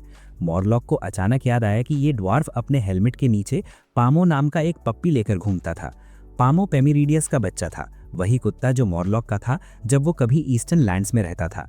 फिर भी मॉरलॉक अब तक ये नहीं समझ पा रहा था कि ड्वार्फ मर्लिन असल में कौन है। इसी बीच चुड़ैल के घर पर किंग एक अमीर सम्राट का नाटक करते हुए पहुंचा, जिसके पास हाई लेवल मैजिक थी। उसने स्पिरिट रिटर्नर, जिसे ब्लड स्वॉर्ड भी कहा जाता है, बाहर निकाला। ये तलवार किसी करीबी की जान लेकर मरते हुए इंसान को जिंदगी वापस दे सकती थी। किंग हत्यारे की इच्छा पूरी नहीं करना चाहता था, क्योंकि उसका मानना था कि इतने कत्लेआम के बाद भी उसे हैप्पी एंडिंग नहीं मिलनी चाहिए। लेकिन उसने ये इच्छा तभी पूरी करने का फैसला किया जब हत्यारा अपनी जान उसी इंसान को बचाने के लिए कुर्बान कर रहा था जो उसकी वजह से मर रहा था। जैसे ही किसी रूबी को चीर दिया गया, चुड़ैल एक बार फिर अपने सुंदर रूप में लौट आई। वो घर से बाहर निकली और देखा कि हत्यारा एक हाथ और एक पैर कटे हुए बाहर खड़ा था। किंग ने समझाया कि जब तलवार पहली बार इस्तेमाल होती है तो वो अंगों को धीरे धीरे काटती है जब तक कि उसमें पर्याप्त खून जमा होकर वो गहरा लाल ना हो जाए। इस बार उसने आधा हिस्सा हत्यारे का और आधा हिस्सा परी का इस्तेमाल किया था, इसी वजह से वो पूरी तरह खत्म नहीं हुआ। उसे जिंदा और ठीक देखकर वो खुश तो हुई, लेकिन उसे पहचान नहीं पाई। उसने बस पूछा, तुम कौन हो? ये सुनते ही वो चुपचाप चला गया, ये सोचकर कि उस 400 साल पुरानी चुड़ैल से दूर रहना ही बेहतर है, जो अब एक जर्जर ईंटों के घर में अकेली रहती थी। उसके जाते ही प्राइमस बाहर आया, जो उसके खून से सने कपड़ों पर झपकी ले रहा था और उसे कायर और मूर्ख कहकर ताना मार रहा था, जो सिक्कों के लिए कत्लेआम कर सकता है लेकिन अपनी प्रेमिका का सामना नहीं कर सकता। जैसे जैसे वो आगे बढ़ा, उसे कुछ आवाज़ें सुनाई दी। मुड़कर देखा तो 2 गुंडे उसकी प्रेमिका को परेशान कर रहे थे। उसे हैरानी हुई कि वो मैजिक क्यों नहीं कर रही। प्राइमस ने बताया कि ब्लड स्वॉर्ड के बाद वो बेहद कमज़ोर हो गई थी और उसे चुड़ैल से कोई मैजिक महसूस नहीं हो रहा था। शायद वो बिना मैजिक के लौटी थी या फिर इस्तेमाल करना भूल गई थी। ये सुनते ही वो एक फुर्तीले सर्कस आर्टिस्ट की तरह उछला और उसने अपनी प्रेमिका को बचा लिया। उसने दूसरे गुंडे को जाल में फंसा लिया और लगभग मार ही देता, लेकिन फिर उसे छोड़ दिया क्योंकि अब वो एक नया इंसान बन चुका था, या कम से कम आधा नया। ये सोचकर कि रेजरेक्शन के दौरान शायद उसके टेस्टिकल्स भी चले गए होंगे, वो आगे बढ़ गया। अब प्राइमस ने कमान संभाली और चुड़ैल से पूछा कि उसने उन्हें धन्यवाद भोज के लिए अंदर क्यों नहीं बुलाया। चुड़ैल ने उन्हें अंदर बुलाया और उस आधे इंसान की मदद के लिए हाथ बढ़ाया। भले ही उसके पास सच में एक हाथ नहीं था, फिर भी उसने अपना सेल्फ रिस्पेक्ट बचाए रखा और घर में कूद पड़ा। थोड़ी ही देर में पता चला कि वो गुंडे असल में उसकी डीमन ब्रदर्स थे, जिन्होंने प्राइमस की मदद से उसकी प्रेमिका को पाने के लिए रूप बदल लिया था। भूल भुलैया में वापस आकर जितना भी सुपरनैचुरल ट्रेजर उन्होंने इकट्ठा किया था, बाहर निकालते ही गेट पर गार्ड्स ने उन्हें पकड़ लिया। अब किंग के मेज द्वारा उनकी जांच की जानी थी। सातू ने भूल भुलैया में उसकी मदद करने वाले सभी दोस्तों को अलविदा कहा। जो गिवर, जो जॉनीसन के हमशक्ले इस लड़के का थोड़ा ज़्यादा ही फ़ैन बन चुका था, मदद करके जेन्युइनली खुश था। वहीं ड्वार्फ मॉलिन अपने मालिक को दोबारा पाकर अंदर से राहत महसूस कर रहा था। मॉन पुई ने अपने विलन टाइप एटीट्यूड के पीछे मास्टर सातू के लिए अपनी चिंता और फिक्र छुपा ली, और फ्लैनल बस यही चाहता था कि उसे आगे चलकर रेजला से एक और प्रॉपर मुकाबला मिले। सब ने एक दूसरे को गुड बाय कहा और फिर अपने अपने रास्ते अलग हो गए। उनके जाने के बाद पूरा गिरोह आराम करने के लिए वापस सराय लौटने का फैसला करता है। रेजला के दिमाग में एक सवाल लगातार घूम रहा था, सातों के अपने ओरिजिनल वर्ल्ड में लौटने की पॉसिबिलिटी को लेकर। पब में बैठकर उसने वही बात दोबारा छेड़ दी। मॉरलॉक ने बताया कि उस दिन उसका असली इरादा अपनी बेटी को वापस लाने का था, जिसे वो अब तक याद नहीं कर पा रहा था, लेकिन गलती से वो सातू को ले आया। लव फैनपान ने धीरे से कहा कि अगर मॉरलॉक उसे उसकी दुनिया से ला सकता है तो लॉजिकली वो उसे वापस भी भेज सकता है। ये सुनते ही रेज़ला का पत्थर जैसा दिल अंदर से क्रैक हो गया। उसने सबको याद दिलाया कि जब सातू को सर्दी लगी थी तब उसके बिना रहना उनके लिए कितना पेनफुल था। उसने बताया कि कैसे सातो हर वक्त उनका सहारा बना रहा, उनकी मदद करता रहा, और ये कहते कहते वो रोते हुए पब से बाहर भाग गई। सातो बिना सोचे उसके पीछे दौड़ा। मॉरलॉक और लव फैनपान भी पीछे आए, लेकिन वे थोड़े स्लो थे क्योंकि मॉरलॉक को लव फैनपान की भारी तलवार उठाने में दिक्कत हो रही थी। सातो उसके पीछे पीछे एक पथरीले खुले मैदान तक पहुंचा, जहां रेज़ला ने उससे पूछा कि क्या उसे अपनी पुरानी जिंदगी की याद आती है और क्या वो वहां वापस जाना चाहता है। सातो ने कहा कि वो वहां एक बेकार टॉयलेट प्लंजर जैसा था जिसे फेंक दिया गया था और जिसकी किसी को ज़रूरत नहीं थी। जब रेज़ला ने उसके परिवार के बारे में पूछा तो उसने माना कि शायद उसे उनकी याद आती होगी, लेकिन उसे ऐसी जगह रहना ज़्यादा अच्छा लगता है जहां उसकी ज़रूरत हो, जहां वो यूज़फुल हो। ये सुनकर रेज़ला ने तय किया कि अब वो अपने दिल की बात उसे बताएगी। जैसे ही वो उसकी तरफ मुड़ी, अंधेरे से एक कवचधारी सर्प निकला और उस पर हमला कर दिया। सातू ने बिना वक्त गवाए उस सर्प को पकड़कर 2 टुकड़ों में फाड़ दिया और उससे कहा कि उसे उसकी सबसे ज़्यादा ज़रूरत है और वो चाहती है कि वो यहीं रहे, लेकिन अपनी असली फीलिंग्स वो फिर भी पूरी तरह कह नहीं पाई। रेज़ला ने जल्दी से एक पट्टी निकाली, उसके घाव पर बांधी और सांप के जहर के लिए दवा दी। थोड़ी देर बाद मॉरलॉक और लव फैनपान भी वहां पहुंच गए। ये देखकर कि सातू ने अब तक सवाल का सीधा जवाब नहीं दिया, वे इस बात से इम्प्रेस थे कि सातू लोकल मॉन्स्टर्स के बारे में उनसे ज़्यादा जानता था। उन्होंने रेज़ला को बताया कि अगर वो सातू को वापस भेजती है तो वो ठीक उसी समय और उसी जगह पहुंचेगा जहां से उसे लाया गया था, जिसका मतलब है उसकी बस एक्सीडेंट वाली मौत। ये सुनकर और ये जानकर कि सातू उनके साथ रहना चाहता है, रेज़ला अंदर से खुश हो गई। तभी वही कवचधारी सर्प, जिसमें अब भी थोड़ी ताकत बची थी, बूढ़े आदमी की पीठ पर चढ़ गया और अपने दांत उसकी गर्दन में गड़ा दिए। अगली सुबह उठकर कंधे सीधे करते हुए रेज़ला ने अपना कवच पहना और सब फिर से काम पर निकल पड़े। मॉरलॉक को वहीं आराम करने के लिए छोड़ दिया गया। भूल भुलैया में भटकने की वजह से उन्हें लौटने में पूरे 4 दिन लग गए। जब वे वापस पहुंचे तो उन्हें मॉरलॉक नहीं मिला। बाद में पता चला उसकी मौत हो चुकी थी। दानव लोक में गोथ बिंगो नाम का एक डीमन था जो अपने मास्टर्स के आदेशों को पूरी लॉयल्टी से पालन करता था। विशाल ड्रैगन्स को ऐसे शिकार करता था जैसे वे छोटे मोटे जानवर हों और एक वफादार कुत्ते की तरह रहता था। सब कुछ तब बदल गया जब उसकी मुलाकात एक सफ़ेद मादा भेड़िए से हुई जो रास्ता भटककर डीमन रेल में आ गई थी। उधर सराय में टीम ने एक अटेंडेंट से पूछताछ की कि उस डिमेंशियाग्रस्त जादूगर का क्या हुआ। बिखरे बालों वाले उस आदमी ने बताया कि भूल भुलैया से लौटने के बाद वो मॉरलॉक के लिए खाना लेकर गया था और उसे बेहोश पाया। क्योंकि बूढ़े आदमी की सांसें बंद हो चुकी थीं, सबने मान लिया कि वो मर चुका है। न उसे मंदिर ले जाया गया, न रिवाइवल मैजिक इस्तेमाल हुआ, क्योंकि उनकी लॉज मेंबरशिप में हेल्थ केयर शामिल नहीं थी। मुर्दा घर भी महंगा था, इसलिए उसे सड़ने से बचाने के लिए एक शेड में रख दिया गया। ये फैसला बहुत खराब निकला। एक जंगली कुत्ते ने शव ढूंढ लिया और सड़ते हुए बूढ़े आदमी को काट लिया। उसकी कब्र पर सातों ने सुझाव दिया कि उसे चर्च ले जाकर रिवाइव करने की कोशिश की जाए। लड़कियों ने बताया कि उसे मरे हुए काफ़ी समय हो चुका है और उसके कुछ हिस्से गायब भी हैं, और अगर वे उसे चर्च ले भी जाते तो उस लेवल के मेज को रिवाइव करने के लिए बहुत बड़ा डोनेशन देना पड़ता और वे अभी भी कंगाल थे। सातू ने सबको मोटिवेट किया कि वे जितने हो सके उतने टूल्स और मटीरियल इकट्ठा करें। उसकी दुनिया से अलग यहाँ मौत हमेशा फाइनल नहीं होती। लव फैनपान मेव्यूना से सामान लेने गया, जबकि सातू और रेज़ला शेड में बूढ़े आदमी को खोदने के लिए टूल्स लेने गए। डीमन रेल में नए बने कुत्तों के जोड़े के बीच गहरा बॉन्ड बन चुका था और जब भी गोथ बिंगो के पास काम नहीं होता वे साथ समय बिताते थे। एक दिन उसके मास्टर ने, जिसने शहर में एक सफ़ेद मादा भेड़िए की खबर सुनी थी, उसे आदेश दिया कि वो उस भेड़िए को मारकर ले आए ताकि उसे अपने टॉय कलेक्शन में जोड़ सके। उसी दिन से वो डीमन उसके मास्टर का सबसे अच्छा दोस्त नहीं रहा। वो अपनी प्रेमिका के साथ भाग गया और उसे ह्यूमन वर्ल्ड में ले जाने की योजना बनाने लगा, लेकिन मास्टर द्वारा भेजे गए एक और डीमन ने उन पर हमला कर दिया। पसीने से तर हथेलियों वाले उस डीमन से लड़ते हुए दोनों ने उसे हरा दिया, लेकिन बहुत देर हो चुकी थी। उसकी प्रेमिका अपने ही खून में डूबी हुई मर चुकी थी। वो उसका शरीर छोड़ने ही वाला था कि उसने देखा उसके गर्भ से एक पिल्ला बाहर आया। डीमन ने समय से पहले सी सेक्शन कर दिया था और इसी के साथ असली समय में वापस आते हुए शाम ढलते ढलते आखिरकार लव फैनपान दुकान से लौट आया। भूल भुलैया में साइटो की खोज की खबर फैलते ही पूरे शहर में हलचल मच गई। जब रेज़ला वहां पहुंची तो उसने मॉरलॉक की कब्र खुदी हुई देखी और अंदाजा लगाया कि यह काम साइतो और उसी ने किया होगा। ठीक उसी वक्त दोनों अपने टूल्स लेकर लौटे और सामने वही हालात देखकर ठिठक गए। तभी उन्होंने एक चोगा पहने साय को पास आते देखा। पल भर को लगा कि बूढ़ा वापस आ गया है, लेकिन अगले ही सेकंड उस कंकाल ने आग के गोले बरसाने शुरू कर दिए और वे तुरंत बचकर एक कोने में छिप गए। उसकी खोपड़ी तोड़ने की नाकाम कोशिश के बाद कंकाल पर एक और हमला हुआ। असल में वो मॉरलॉक ही था जो रिवाइव हो चुका था। उसी रात सराय में लाफेनपाइन ने समझाया कि शायद मॉरलॉक का कोई रिवाइवल कॉन्ट्रैक्ट था, जिसके मुताबिक मरने के एक दिन बाद वो फिर जिंदा हो जाता है। लेकिन ये सिर्फ एक बार ही पॉसिबल था। हालांकि रिवाइवल में एक बड़ी प्रॉब्लम थी, वो बार बार हड्डियों के ढांचे में बदल जाता था। और उससे भी ज्यादा सीरियस बात ये कि उसके शरीर का एक टुकड़ा गायब था। वही टुकड़ा जंगली कुत्ता खा गया था। मॉरलॉक गुस्से में था क्योंकि भूल भुलैया की राक्षसी के साथ उसके कुछ स्पेशल प्लान्स थी। उसने बताया कि जब उसकी खास छड़ी एक्टिव होती है तो वो मदारा का स्टाफ के बराबर ताकतवर होती है। अपनी बात समझाने के लिए उसने लाफेनपाइन का एग्जाम्पल दिया, जो लगभग एक मदारा का जितनी लंबी थी।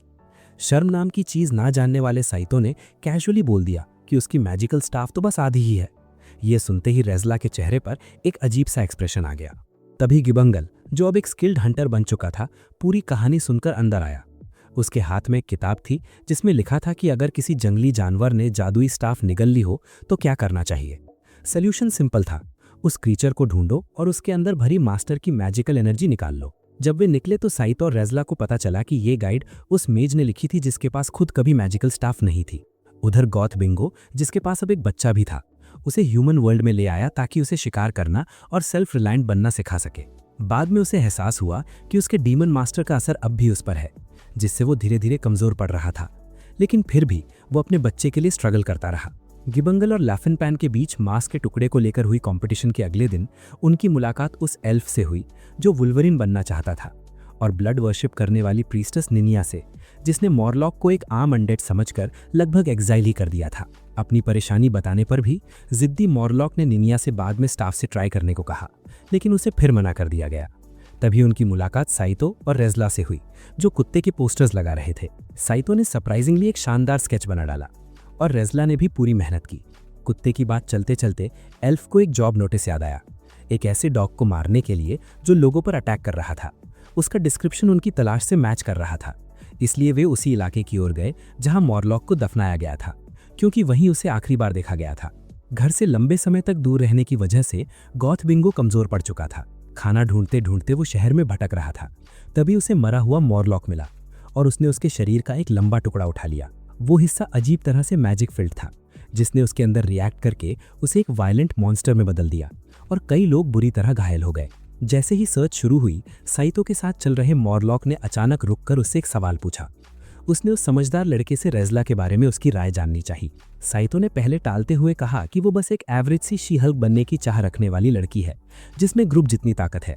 मॉरलॉक को साफ साफ समझाना पड़ा। रेज़ला के पिता की मौत उसके याद करने से पहले ही हो गई थी, शायद किसी भेड़िए से लड़ते हुए। उसकी माँ भी बर्फ में खाना ढूंढने जंगल गई और एक भेड़िए से लड़ते हुए मारी गई, और रेज़ला अकेली रह गई। वो जंगल में मिले एक वुल्फ कब के साथ तब तक जिंदा रही जब तक उसे मॉरलॉक नहीं मिला। अब सालों बाद मॉरलॉक ने दावा किया कि वो साइतो को अपना दामाद बनाना चाहता है, और सीधे पूछ बैठा कि क्या वो उसकी बेटी से शादी करना चाहता है। उसी पल गॉथ बिंगो उन्हें ढूंढने लगा। अधमरे बूढ़े को देखते ही गॉथ बिंगो समझ गया कि यही वो लाश है जिसके मैजिक मीट ने उसे बेहोश किया था। उसने तय कर लिया कि इससे पहले कि वो उस बूढ़े से पूरा मैजिक मीट छीन ले, उसे मार देना बेहतर है। उधर मॉरलॉक ने अभी अभी साइतो से ऑफिशियली दामाद बनने को कहा था। साइतो को हिचकिचाते देख मॉरलॉक ने इमोशनल ब्लैकमेल शुरू कर दिया। उसने बताया कि कैसे उसने रेज़ला को जंगल में अकेले घूमते देखा था, एक सस्ते मोगली की तरह, और उसे अपनी बेटी की तरह पाल लिया। क्योंकि उसे अपने पुराने परिवार की कोई याद नहीं थी, इसलिए वो चाहता था कि उसकी खास बेटी की शादी साइतो से हो, क्योंकि उसे लगता था कि उसके सिवा कोई उसकी केयर नहीं कर पाएगा। एक गहरी सांस लेकर साइतो ने फैसला किया और ऑफिशियली उस बुजुर्ग से उसकी बेटी का हाथ मांग लिया। मॉरलॉक की आंखों से आंसू बह निकले और वो खुशी खुशी साइतो को गले लगा लिया। लेकिन सेलिब्रेशन से पहले उन्हें कुत्ते को ढूंढना था जिसके पास मैजिकल स्टाफ थी। उनकी मुश्किल बढ़ाने के लिए गॉथ बिंगो सामने आया और अधमरे मेज के हाथ का एक एक्स्ट्रा हिस्सा उठाकर ले गया। रेज़ला, लाफेनपाइन और गिबंगल घबरा गए। रेज़ला ने तय किया कि वो खुद जाकर देखेगी कि उसके पिता और होने वाले पति को आखिर क्या रोक रहा है। गिबंगल ने लाफेनपाइन को इशारा किया कि वो उसके पीछे पीछे आए, क्योंकि आगे मैजिक की जरूरत पड़ सकती थी, और खुद उस कुत्ते को ढूंढने निकल पड़ा। चलते चलते रेज़ला बूढ़े जादूगर के लिए रिटायरमेंट प्लान तक सोचने लगी, क्योंकि साफ था कि वो अब इस काम के लिए काफी बूढ़ा हो चुका है। आखिरकार वे वहां पहुंचे और सामने मॉरलॉक और साइतो जमीन पर खून से लथपथ पड़े थे। रेज़ला ने बिना समय गंवाए लाफेनपैन को साइटो का इलाज करने भेजा क्योंकि मरने के चांसेस साइटो के ज़्यादा थे, उस बूढ़े जादूगर के मुकाबले जो टेक्निकली पहले ही मर चुका था। फिर उसने अपनी तलवार निकाली और उस सन की कुत्ते पर झपट पड़ी जो उसे भी काटने की कोशिश कर रहा था। जैसे ही वो दौड़ी उसने तलवार कुत्ते के मुंह पर टिकाई और उसकी कलाई सीधे उसके दांतों में फंस गई। ये दोनों ही चीजें लिलिजा के दिए हुए गाइडलाइंस के बिल्कुल खिलाफ थीं। रेज़ला इस मौके पर पूरा अटैक करना चाहती थी, लेकिन उल्टा उसकी बाह जलने लगी। तभी साइको बिंगो आखिरी वार करने आगे बढ़ा और उसने कुत्ते की गर्दन काट दी। लेकिन इससे पहले कि वो वार पूरा हो पाता, कुत्ते का पिल्ला बीच में कूद पड़ा, अपने पिता को मरने से रोकने के लिए। जख्मी और सनकी कुत्ता उठा और रेज़ला से गिड़गिड़ा कर बोला कि उसके पिल्ले को बख्श दे और उसे अपने साथ ले जाए। रेज़ला का गुस्सा चरम पर था, क्योंकि वही कुत्ता जिसने उसके पिता और होने वाले पति को लगभग मार ही दिया था, अब उससे अपने बेटे की भीख मांग रहा था। मोरलॉक की हालत चाहे जैसी भी थी, उसने देखा कि साइटो अब ठीक हो चुका है और थोड़ा काम भी है। रेज़ला पिल्ले को बचाने का फैसला कर रही थी, लेकिन बिंगो को मोरलॉक के मैजिक के लिए मार देने को तैयार थी। तभी लाफेनपैन के स्पेल से वो पूरी तरह हील हो गई और उसी पल उस डीमन का भाई सामने आ गया जिसे उसी कुत्ते ने मारा था। उसने पहले से कमजोर हो चुके कुत्ते को पकड़ा और पीछे हटने लगा। ये देखते ही साइटो ने उसे रोक लिया और तब तक थामे रखा जब तक रेज़ला पूरी तरह तैयार नहीं हो गई। जैसे ही वो रेडी हुई, उसने सीधा हमला कर दिया। उन्हें देखते ही डीमन ने तुरंत 7 रोरिंग गॉड्स का चैंट शुरू कर दिया। रेज़ला बस बाल बाल बची, क्योंकि लाफेनपैन ने अपने कॉइन्स खर्च करके सोने की साथ जुड़ी हुई शील्ड्स खड़ी कर दी, जिन्होंने ब्लास्ट को रोक लिया। जैसे ही एक्सप्लोजन खुला, रेज़ला को मॉन्स्टर पर तलवार चलाने का परफेक्ट मौका मिल गया। उसने पेड़ जैसे डीमन को काटा और जब वो धीरे धीरे गिरने लगा तो उन्होंने कुत्ते को लेकर वापस जाने का फैसला किया। लेकिन जाने से पहले ही मरते हुए पाम ट्री डीमन के अंदर से एक और मॉन्स्टर निकल आया। यही था उनका लीडर, डीमन किंग लेवल का जुड़वा भाई, जिसने बिंगो को शाप दिया था और जिंदा रहने के लिए मोरलॉक की मैजिकल स्टाफ खा ली थी। जानबूझकर इस हाई क्लास पाम डीमन को धरती पर भेजा गया था ताकि उसे मारकर ह्यूमन वर्ल्ड में एंट्री का रास्ता बनाया जा सके। नए दुश्मन की ताकत देखते ही रेज़ला ने साइटो से कहा कि वो लाफेनपैन को लेकर तुरंत शहर भाग जाए, क्योंकि लड़ाई में वो सिर्फ बोझ बनेगा और रेज़ला को रोक देगा। जिद्दी प्लम्बर रुकना चाहता था, लेकिन उसे कड़ी डांट पड़ी। उसके हटते ही मॉन्स्टर ने उस पर वार करने की कोशिश की, लेकिन रेज़ला ने बीच में आकर उसे रोक लिया।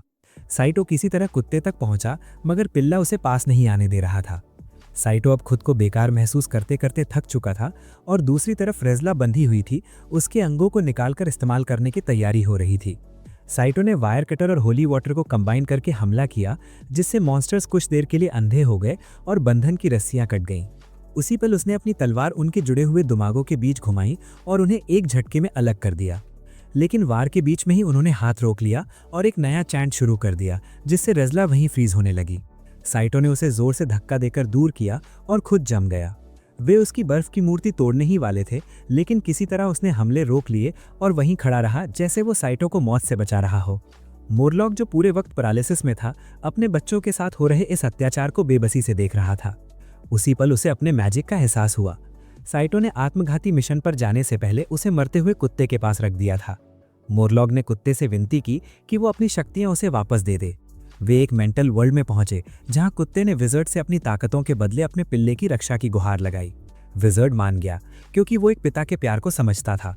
वो बिल्कुल सही समय पर लौटा, क्योंकि मॉन्स्टर्स रेज़ला को बेसहारा छोड़ चुके थे और उसे उसके मंगीतर के साथ मारने वाले थे। उसने उनके सिर काट दिए और साइटो को उसकी बर्फीली कैद से आज़ाद कर दिया। लेकिन ये काफ़ी नहीं था। मॉन्स्टर्स फिर उस पर टूट पड़े, क्योंकि उनके कुत्ते के साथ जो हुआ था उसका जिम्मेदार वही था। तब उसने विंड एनाहिलेटर स्वॉर्ड का इस्तेमाल शुरू किया, एक हाई लेवल मैजिक जो बैटल फायर की 8 फॉर्मेशन से 7 जलती हुई तलवारें बनाता है। मॉन्स्टर्स ने बर्फीली चट्टानों से काउंटर किया, लेकिन आखिरकार आग की तलवारों के सामने हार मान ली। साइटो और रेज़ला दोनों विजर्ड के फैन बन गए, क्योंकि उसके परफेक्ट टाइमिंग ने उन्हें एक बेहद दर्दनाक और बेवजह के अंत से बचा लिया था। आखिर वो सब यहाँ इसलिए थे क्योंकि किसी ने उस बूढ़े की मैजिकल स्टाफ खा ली थी। जैसे ही वो उनके पास आया, रेज़ला ने उसे पापा कहकर पुकारा और वो खुशी से भर गया। लेकिन ये खुशी ज़्यादा देर नहीं रही, क्योंकि उन्होंने देखा कि उसके कान अब कुत्ते जैसे हो गए थे। जुड़े हुए ट्विन डीमंस ऐसे नहीं थे, असल में वे कभी नॉर्मल भाई थे। एक दिन उनकी माँ ने उन्हें थ्रोन रूम में बुलाया और कहा कि असली बेटा कौन है ये तय करने के लिए उन्हें जान की बाजी लगानी होगी। छोटे भाई ने बिना हिचकिचाए बड़े भाई का पेट फाड़ दिया और माँ के बेटे होने का अपना हक साबित कर दिया। बड़े भाई ने, जिसने अपने अस्तित्व की रियलिटी को पूरी तरह स्वीकार कर लिया था, अपने अनुभवहीन छोटे भाई को एक ही डिसाइसिव स्ट्राइक में खत्म कर दिया। उसने अपनी माँ से सच को मान लेने को कहा, लेकिन जवाब में उसे माँ के दांतों से एक करारा काउंटर मिला। साफ था, उसकी माँ ने झूठ बोला था। उनके परिवार ने बच्चों को ऐसे संघर्षों में झोंक दिया ताकि अमरता पाने के लिए विजेता को खा लिया जाए। जैसे ही मां ने उसकी जान ली, छोटे भाई ने झपट्टा मारते हुए उसकी गर्दन में चाकू घोंप दिया। और जैसे जैसे थानोस से जुड़े साइक्लोप्स परिवार के सदस्य गिरते गए, दोनों भाइयों ने सर्वाइव करने के लिए आपस में मिल जाने का फैसला कर लिया। विलय के बाद उन्होंने दीवार पर अपनी मां की प्रतिमा लगाई और स्टफ्ड खिलौनों का एक अजीब सा संग्रह शुरू किया। यही उनका तरीका था परिवार की तरह यूनाइटेड रहने का। कब्रिस्तान में लौटकर समूह ने बूढ़े जादूगर से उसकी नई शक्तियों के बारे में सवाल किए। उसे याद आया कि कुत्ते ने ही उसकी जादुई शक्तियां वापस दिलाई थीं। उसने समझाया कि उसके और कुत्ते के बच्चों के प्रति भाव बिल्कुल एक जैसे थे, इसी वजह से वो एक दूसरे को अंडरस्टैंड कर पाए। कुत्ते ने बूढ़े आदमी की शक्तियां लौटा दी और अपनी कुछ ताकत भी ले दी। मोरलॉक ने तय कर लिया कि वो कुत्ते को बचाने का कोई ना कोई वे जरूर ढूंढेगा। इसी दौरान गैम्बेगल अनगिनत मरे हुए सैनिकों की सेनाओं से लड़ रहा था और एक नए रिक्रूट की तरह उनके साथ जुड़ने ही वाला था कि फ्लैंड्रल आ गया और उसे वहां से निकाल लाया। निनिया भी वहीं थी और उसने हालात काबू में कर लिए। बॉ ने मर्लिन को मौत से बचाने के बदले उन्होंने पैसों की पेशकश की। बाकी टीम मोरलॉक के इस फैसले को समझ नहीं पाई, जिसमें वो मरते हुए कुत्ते को अपनी जादुई शक्ति लौटाना चाहता था। उसका कहना था कि चूंकि कुत्ते ने भी उसे अपनी कुछ शक्ति दी थी, इसलिए वो उसे वापस देकर उस पर लगे दानव के कर्ज को हटाने की कोशिश करेगा। तभी अचानक एक बर्फीला टुकड़ा बूढ़े जादूगर की छाती से टकराया और उसे कई 100 फीट पीछे धकेल दिया। राक्षस भाई अब भी जीवित थे और गुस्से से भरे हुए थे। दूसरी ओर मोरलॉक पूरी तरह रिकवर हो चुका था और फिर से खड़ा हो गया। उसकी और कुत्ते की शक्तियों के जबरदस्त कॉम्बिनेशन ने उसे न सिर्फ जिंदा किया बल्कि उसके मूल रूप में भी लौटा दिया। फटे हुए चोगे में वो किसी बैलेंसियागा मॉडल जैसा लग रहा था। उसके दामाद और गोद ली गई बेटी को जरा भी अंदाजा नहीं था कि वो डरावना बूढ़ा जादूगर कभी एक बेहद खूबसूरत इंसान रहा था। राक्षस गुस्से में उसे खत्म करने के इरादे से उस पर टूट पड़े। अपनी नई लिमिटलेस पावर के साथ मोरलॉक ने उसी पत्थर के गोलम को बुलाया जिसके साथ वो भूल भुलैया में समाहित हुआ था। जब राक्षस अपनी कमजोरी समझते हुए गोलम को तोड़ते फोड़ते आगे बढ़े तो उन्हें ट्रांस पुरुष की ताकत याद आ गई। ट्रांस पशु पुरुष बने जादूगर ने गोलम को कंट्रोल करते हुए राक्षसों पर एमएमए स्टाइल में करारे वार किए। किसी तरह वो बच तो गए, लेकिन उन्होंने तय कर लिया कि अब इंसानों को अपना असली रूप दिखाने का वक्त आ गया है। बूढ़े जादूगर ने सोचा कि उसने काफी देख लिया है और उसने उन्हें गोलेम के साथ फंसा दिया। अपने बच्चों को राक्षसों से अलग करने के लिए उसने एक बैरियर खड़ी की और ऊपर से एक उल्का पिंड गिरा दिया। आग का गोला नीचे आया और राक्षसों को जिंदा ही भून डाला। उनकी त्वचा जलकर गलने लगी तो मोरलॉक लौटने लगा, लेकिन राक्षसों ने कहा कि वे अब भी जीवित हैं। शायद वो भूल गया था कि जिंदगी भर नर्क में रहने वालों के लिए आग बारिश के दिन जैसी महसूस होती है। मोरलॉक ने आखिरी बार से उन्हें खत्म करने का फैसला किया, लेकिन तभी वो अपने वृद्ध रूप में लौट आया और उसे फिर से मनोभ्रंश ने घेर लिया। वो भूल गया कि कौन सा मंत्र पढ़ रहा था और अपनी ही हेल्पलेसनेस में जड़ होकर रह गया। वे सब साफ देख पा रहे थे कि दानव बिल्कुल सामने आ चुका है और अब पुनर्जीवित जादूगर को फाइनल डेथ देने ही वाला था। लेकिन निकम्मेपन का ताज पहनने वाला साइटो ऐसा इंसान था जो कभी भी रिलैक्स नहीं करता। उसे हमेशा वर्स्ट केस सिनेरियो सोचता था और उसी हिसाब से वो रेडी रहता था। जैसे ही दानव ने हमला करने के लिए अपना पंजा आगे बढ़ाया, मोरलॉक पहले से ही रेजला की तलवार थामे खड़ा था। उसने एक ही झटके में दानव का हाथ काट दिया। मोरलॉक ने गर्व से अपनी ओर देखा, लेकिन ये मोमेंट ज्यादा देर नहीं चला क्योंकि लड़ाई अभी खत्म नहीं हुई थी। उसने प्रचंड ऊष्मा वाला स्पेल चैंट करना शुरू किया और फिर हमेशा की तरह शब्द भूल गया। खुशकिस्मती से उसकी जिंदा मार्गदर्शिका उसे लगातार सही शब्द याद दिलाती रही। उसी गाइडेंस के साथ उन्होंने आखिरकार राक्षस को इटर्नल स्लीप में भेज दिया। एक बार सब शांत हुआ तो साइटो ने बताया कि उसने कुछ समय मैजिक और स्वॉर्ड प्ले की ट्रेनिंग ली थी और इसी वजह से अब वो सिर्फ ताले खोलने तक सीमित नहीं रहा। अपने साथी को इतनी मेहनत करते देख रेजला धीरे धीरे उसकी तरफ बढ़ी। उसने आराम से अपना आर्मर उतारा और खून पसीने से भीगे चेहरे के साथ सीधे उसकी बाहों में गिर पड़ी। इससे पहले कि कोई ऑकवर्ड फिजिकल एक्सचेंज हो पाता, दानव की उपस्थिति फिर से महसूस हुई। इस बार जो बचा था वो कुछ म्यूटेटेड स्पर्म सेल जैसा कुछ था, जिसे पिल्ले ने तुरंत निगल लिया। वही सबसे बड़ा भाई था जो अपने भाई की मौत महसूस करते ही उसके पीछे पीछे आ गया था। अपने प्यार में डूबे इन बच्चों को हालात की सीरियसनेस समझाने के बाद लैफिनपैन ने कहा कि अब प्योरिफिकेशन जरूरी है। मिजिट मर्लिन, वुल्वरीन वॉनबी और वो नट जॉब नन आखिरकार पहुंच गए और शुद्धिकरण में मदद करने को तैयार हो गए। जब मोरलॉक नीनिया के पीछे गया तो बाकी लोग उसके बनाए हुए गड्ढे को देखने चले गए। साइटो और रेजला उस पिल्ले के पास पहुंचे जो गुस्से में था और किसी को पास नहीं आने दे रहा था। उसने उन्हें राक्षस से बचाने के लिए हमला नहीं किया था, वो सिर्फ अपने पिता का बदला लेना चाहता था, इसलिए उसका वार जानलेवा था। मोरलॉक वहां आया और तुरंत पिल्ले के गुस्से को समझ गया। पिल्ला उन्हें राक्षस के मौत का जिम्मेदार मान रहा था। मोरलॉक ने धीरे से अपना हाथ आगे बढ़ाया, पिल्ले ने उसे काट लिया। फिर भी मोरलॉक ने उसे उठा लिया और कसकर गले लगा लिया। जैसे ही ऐसा हुआ, पिल्ला शांत होने लगा। उसे मोरलॉक के अंदर अपने पिता की आभा महसूस हो रही थी। मॉरलॉक ने सबको बताया कि वो कुत्ते को रिवाइव करेगा और उस पर लगे कर्स को हटाएगा। जब उनसे पूछा गया कि ये कितना पॉसिबल है, तो उसने बताया कि मेंटल लिंक के दौरान उसने जाना कि कुत्ते की मैजिक डीमन पावर से भी ज़्यादा स्ट्रांग है। अगर वो मैजिक वापस लौटा दे तो कर्स हट सकता है, लेकिन उसे नहीं पता था कि ऐसा करने के बाद उसका अपना क्या होगा। रेज़ला को समझ नहीं आ रहा था कि ये बूढ़ा आदमी उस कुत्ते के लिए अपनी जान जोखिम में क्यों डाल रहा है, जिसने लगभग उसकी जान ले ली थी। मॉरलॉक ने कहा कि बच्चों की रक्षा करने की भावना और पिता होने का बॉन्ड ही उसकी वजह है। वो घुटनों के बल बैठ गया और उसने कुत्ते को इतनी मैजिक देने का फैसला किया कि उसका अस्तित्व फिर से जुड़ जाए, चाहे इसमें उसे खुद को खोना ही क्यों ना पड़े। जैसे ही रिवाइवल शुरू हुआ, वो पहले ही दूसरी दुनिया में पहुंच चुका था और उस लड़की से मिला। वो उसकी ओर बढ़ा ही था कि लड़की ने उसे रोक दिया। तभी बूढ़ा आदमी प्रकट हुआ और बोला कि अभी उसका काम बाकी है। उसका बेटा उसके साथ था और अपने पिता को बुला रहा था। अपने बेटे को सामने देखकर बूढ़े ने आंखें खोली और उठने को कहा। वो उठा और उसने रेज़ला को देखा, मानो वो सब समझ रही हो। उसने उससे कहा कि वो अपनी जिंदगी सही तरीके से जिए, खासकर उस बूढ़े जादूगर के लिए जिसने कुत्ते को बचाने के लिए अपनी मैजिक छोड़ दी। जाते जाते उसने रेज़ला से वादा किया कि वो मॉरलॉक के इस बलिदान का कर्ज चुकाने के लिए लौटेगा। रेज़ला ने उससे कहा कि वो कभी वापस ना आए और उनके गांव से दूर रहे। इतना कहकर वो मॉरलॉक और बाकी लोगों को साथ लेकर चली गई, कुत्ते और उसके बेटे को वहीं छोड़ते हुए।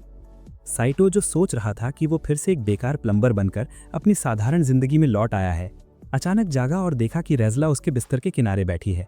उसे होश में देखकर वो खुश हो गई। उसने बताया कि वापस आने के बाद वो बेहोश हो गया था और लगभग 1 दिन से ज्यादा सो रहा था, शायद इसीलिए क्योंकि उसे कुछ समय के लिए बर्फ में रखा गया था। साइटो ने बूढ़े जादूगर के बारे में पूछा। रेज़ला उसे मॉरलॉक से मिलने ले गई, जो अब पहले जैसा हेल्दी दिख रहा था। उसकी मैजिक लगभग अपने आप रीजनरेट हो जाती थी, भले ही उसने पिछले दिन सब कुछ कुत्ते को दे दिया हो। थोड़ा रेस्ट लेने पर उसकी ताकत लौट आती थी। अब वो इन में काम भी करता था, उसी बिखरी बालों वाले आदमी के लिए जो असल में इनका मालिक था।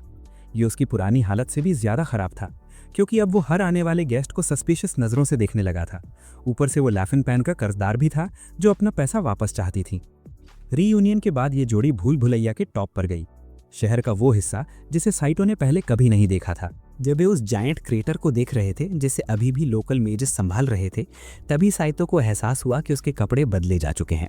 उसने इस बारे में पूछा। असल में रेज़ला ने उसे बदलने की कोशिश की थी, लेकिन जैसे ही उसकी नज़र उस मैजिकल स्टाफ पर पड़ी जो साफ तौर पर आधी मदरा का लेंथ की थी, वो वहीं फ्रीज हो गई। तभी ड्वार्फ मर्लिन गिबांगल ने सिचुएशन संभाली, उससे जगह बदली और साइटो को कपड़े पहना दिए। साइटो ने उससे डॉग के साथ हुए उसके संवाद के बारे में पूछा और ये भी कि क्या लो बजट मौगली लाइफ ने उसे जानवरों से बात करने लायक बना दिया। उसने हाँ कहा और हल्की सी ब्लंट टोन में याद दिलाया कि वो थोड़ी रूड है, मगर इसी पार्टी का हिस्सा है, क्योंकि शहर में यही एक पार्टी है जो वियर्ड लोगों को एक्सेप्ट करती है। फिर उसने ये भी कबूल किया कि वो भी इसी पार्टी का हिस्सा है, और सच कहें तो उसे इस दुनिया में सबसे ज्यादा उसी की जरूरत है। वो जवाब देने ही वाली थी कि गिबांगल ने उसे खींच लिया। वजह ये थी कि इनका दरवाजा बंद था। उस बूढ़े आदमी ने बंद किया था जिसने किसी कस्टमर का अंडरवेयर चुरा लिया था। ताला खुलते ही लैफिन पैन ने गिबांगल से पूछताछ की, क्योंकि वो जानती थी कि उसने कपल के प्राइवेट मूवमेंट में दखल दिया। उधर मॉरलॉक अपने कमरे में बैठा कुछ सोच रहा था। डॉग से पावर्स वापस मिलने के बावजूद उसकी स्टाफ गायब थी। पावर फ्लक्चुएशंस की वजह से स्टाफ कभी दिखाई देती, कभी गायब हो जाती। एक पल ऐसा आया जब उसकी यूथ वापस लौटी और उसी इंस्टेंट में वो लिटरली एक लड़की बन गई। और उसी पल उसने साइतो को देखा और कुछ ऐसा नोटिस किया जो पहले कभी नहीं किया था। साइतो क्यूट था।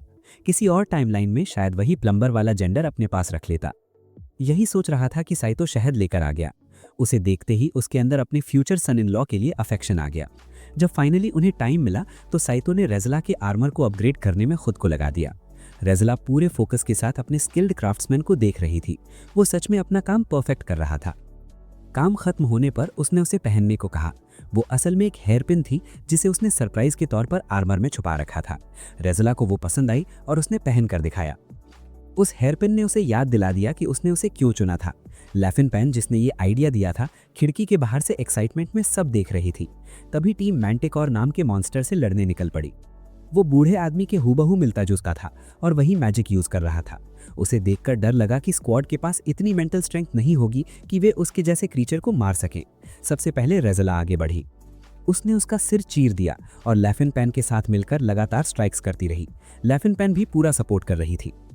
बीच में उसने साइतो की तरफ देखा। उम्मीद थी कि उसका फ्यूचर सन इन लॉ इतना वायलेंट नहीं होगा, लेकिन साइतो अपनी नई बो एंड एरो से मॉरलॉक लाइक बीस्ट पर ताबड़तोड़ एरोस चला रहा था, पूरी एक्साइटमेंट के साथ। ये देखकर बूढ़ा जादूगर उसकी सेफ्टी को लेकर जेन्युइनली वरीड हो गया। थोड़ी देर बाद जब साइतो लौटा तो रेज़ला नहीं मिली। तभी उसे याद आया कि वो अपने पिता को एक्यूपंक्चर के लिए ले गई है। उसे एक अजीब सी ग्रीन बॉटल मिली और उसने लैफिन पैन के लिए एक छोटा सा बाथ एरिया बनाने का फैसला किया। तैयार होने पर लैफिन पैन ने उसके सामने कपड़े उतार दिए और उसमें बैठ गई। साइतो ने तुरंत फेस दूसरी तरफ कर लिया तो लैफिन पैन के बोला कि इतनी फॉर्मेलिटी की जरूरत नहीं, वे अलग स्पीशीज से हैं। वो इनोसेंट सा साइतो, जिसकी शायद कोई क्लियर बाउंड्रीज नहीं थी, नजरें इधर उधर टिकाए खड़ा रहा। उस रात काफी ड्रिंकिंग के बाद दोनों वहीं बेड पर सो गए। अगली सुबह लैफिन पैन उठी और महसूस किया कि उसकी हाइट अब साइतो के बराबर है। उससे भी ज्यादा शॉकिंग ये था कि उसने कुछ भी नहीं पहना था। पूरा दिन उसने ह्यूमन साइज कपड़े ट्राई करने में बिताया, ज्यादातर रेज़ला के, क्योंकि वो इतनी कंजूस थी कि अपने लिए कपड़े नहीं खरीदती। ये देखकर साइतो ने उसके लिए एक ड्रेस खरीद ली। हमेशा की तरह उसने मना कर दिया तो साइतो ने इसे मैजिकल मेडिसिन के डेट और अब तक की मदद का रिटर्न बता दिया। जैसे ही उसने ड्रेस पहनी, साइतो ने इतनी तारीफ की कि वो खुशी से उछल पड़ी। भागते हुए वो एक मोटे पेट वाले गंजे आदमी से टकरा गई जिसने सिचुएशन का फायदा उठाने की कोशिश की। साइतो ने बीच में आकर मामला संभाला। उस बल्कि आदमी ने साइतो को उसी वीक प्लम्बर के रूप में पहचाना जो शहर में स्ट्रॉन्ग एडवेंचरर्स के पीछे घूमता रहता था। उसने पंच मारने की कोशिश की लेकिन उसका हाथ मरोड़ दिया गया। साइतो का ये मैस्कुलिन साइड देखकर लैफिन पैन को एहसास हुआ कि वो सच में स्ट्रॉन्ग होता जा रहा है। अब वो पहले जितना स्किनी नहीं रहा। वो धीरे धीरे फ्रेंडशिप जोन से बाहर निकल रहा था। अगले दिन वो फिर अपनी फेरी लाइक सेल्फ में लौट आई और साइतो उसके बेड के पास खड़ा उसे जगा रहा था। हमेशा की तरह उसे बिना ढके अपने बगल में देखकर वो शर्म से चीख पड़ी। साइतो पूरी तरह कंफ्यूज हो गया क्योंकि पहले तो उसे इससे कोई प्रॉब्लम नहीं थी। तभी रेज़ला वापस लौटी और बताया कि एक्यूपंक्चर मास्टर का घर काफी दूर था, इसलिए उन्हें देर हो गई। बुजुर्ग की हालत अब काफी बेटर हो चुकी थी और वो पब में आराम से शराब पी रहा था। तभी लैफिन पैन बाहर आई और सीधे रेज़ला से पैसे मांगने लगी। रेज़ला ने कामली कहा कि उन्होंने पहले ही उस ग्रीडी फेरी को अपने रेड्स में ज्यादा शेयर देने पर एग्री कर लिया है। इस पर लैफिन पैन ने हाफ जोकिंग हाफ सीरियस अंदाज में रेज़ला के आदमी को चुरा लेने की धमकी दे दी। इसके बाद सब बूढ़े आदमी के कमरे में गए जहां साइतो ने मैजिकल वेस वाली पूरी इंसिडेंट एक्सप्लेन की। हमेशा की तरह स्पाइंग मूड में रहने वाले गिबैंगल ने तुरंत मैजिक पीडिया खोलकर उस हरे फूलदान के बारे में बताया। वो एक मैजिकल आइटम था जो छोटी चीज़ों को टेम्पररीली बड़ा कर देता था और इसी से लैफिन पैन के सडन ट्रांसफॉर्मेशन की वजह क्लियर हो गई। अभी ये डिस्कशन चल ही रही थी कि नशे में धुत बूढ़ा जादूगर बिल्कुल न्यूड हालत में अंदर आ गया और बोला कि उसने कार्ड्स खेलते हुए अपने कपड़े हार दिए। अपनी मैजिकल स्टाफ, जिससे सब नफरत करते थे, को छिपाने के लिए उसने उसी वेस का इस्तेमाल किया। लेकिन उसकी पहले से ही ओवरसाइज स्टाफ दीवार तोड़ते हुए कमरे में घुस आई और इस केओस में सब पर हमला सा हो गया। शहर में घूमते हुए साइतो को अगला कॉइन कमाने का मौका मिला जब उसने एक औरत को देखा जिसका जूता फटा हुआ था। उसने हेल्प करने का फैसला किया और जूता ठीक कर दिया। जैसे ही काम खत्म हुआ, उस औरत ने उसे पहचान लिया और बोली कि वो अब फेमस हो चुका है। ये देखते ही आसपास के लोग भी इकट्ठा होने लगे और अजीब अजीब रिक्वेस्ट लेकर उसके पास आने लगे। किसी का सामान टूटा था, किसी का हथियार। उसी रात साइतो ने अपने साथियों को बताया कि वो अपनी कमाई से डिनर बाय कर सकता है। सबने सजेस्ट किया कि वो ऑफिशियली एक मैकेनिक की तरह काम शुरू करे, लेकिन उसने माना कि अभी एक्सपीरियंस इतना नहीं है कि फुल रेट्स चार्ज कर सके। उसने डिसाइड किया कि जब सब कुछ प्रॉपरली सेट हो जाएगा तब वो मैकेनिक शॉप खोलने की तैयारी करेगा। हैरानी की बात यह थी कि सबने इसमें उसकी मदद करने का फैसला किया। तभी फ्लैनरेल और निनिया अंदर आईं। फ्लैनरेल का वुल्वरीन क्लॉ टूट गया था और वो चाहती थी कि साइतो उसे रिपेयर करे। हमेशा क्वाइटली मौजूद रहने वाला गिबैंगल भी वहीं था। थोड़ी देर में लेलिजा और जीवरा भी आ गईं। लेलिजा की ड्रैगन स्केल्स डैमेज हो गए थे और उसे भी रिपेयर की जरूरत थी। ऑफिशियल हीरो पार्टी भी वहां पहुंच गई। मॉम्पुई अपने सीक्रेट सैंडविच रेसिपी के बारे में पूछ रहा था, जबकि राइची अपने पर्सनल ट्रेनिंग सेशन के लिए काइंड्स के साथ वापस जाना चाहता था। शॉप ओनर मवीना भी साइतो का प्रॉपर एवैल्यूएशन करने आई थी। भेस बदले हुए राजा, मंत्री और डीमन किंग भी वहां पहुंच गए। राजा के क्राउन में हल्की सी क्रैक आ गई थी और उसे ठीक करवाना था। इसी बीच अकेला ब्लैकस्मिथ डॉन बेन एक नया मास्टर लॉक लेकर आया जिसे वो मास्टर लॉक पिक से खुलवाना चाहता था। भीड़ देखकर रेज़ला उन्हें शांत करने आगे बढ़ी, लेकिन तभी कुछ महिलाओं ने उस पर ही हमला बोल दिया, ये सोचकर कि वो अपने आदमी का बचाव क्यों कर रही है। हालात ऐसे बने कि उसकी फ्लैनरेल से फिर से फाइट होने वाली थी। तभी लैफिन पैन ने हर काम के बदले एक एक कॉइन लेने का सिस्टम बनाकर सबको ऑर्गेनाइज कर दिया। वो बूढ़ा बदमाश भी नए शिकार ढूंढने लगा, लेकिन फ्लैनरेल को उसके पुराने बालों की कोई एक्साइटमेंट नहीं थी। वही साइतो, जिसे कभी बेकार और इजीली रिप्लेसेबल समझा जाता था, अब एक स्किल्ड क्राफ्ट्समैन बन चुका था। अपनी मदद के लिए आए इतने सारे लोगों को देखकर उसके चेहरे पर एक नेचुरल सी मुस्कान आ गई। और यहीं पे इस स्टोरी के इस पार्ट को यहीं एंड करते हैं। वीडियो को लाइक कर देना, चैनल को सब्सक्राइब कर देना और बेल आइकन को ऐसा तोड़ देना कि नेक्स्ट एपिसोड की नोटिफिकेशन आपसे मिस ही ना हो। चलो फिर नेक्स्ट पार्ट में मिलते हैं, तब तक के लिए गुड बाय, सयोनारा।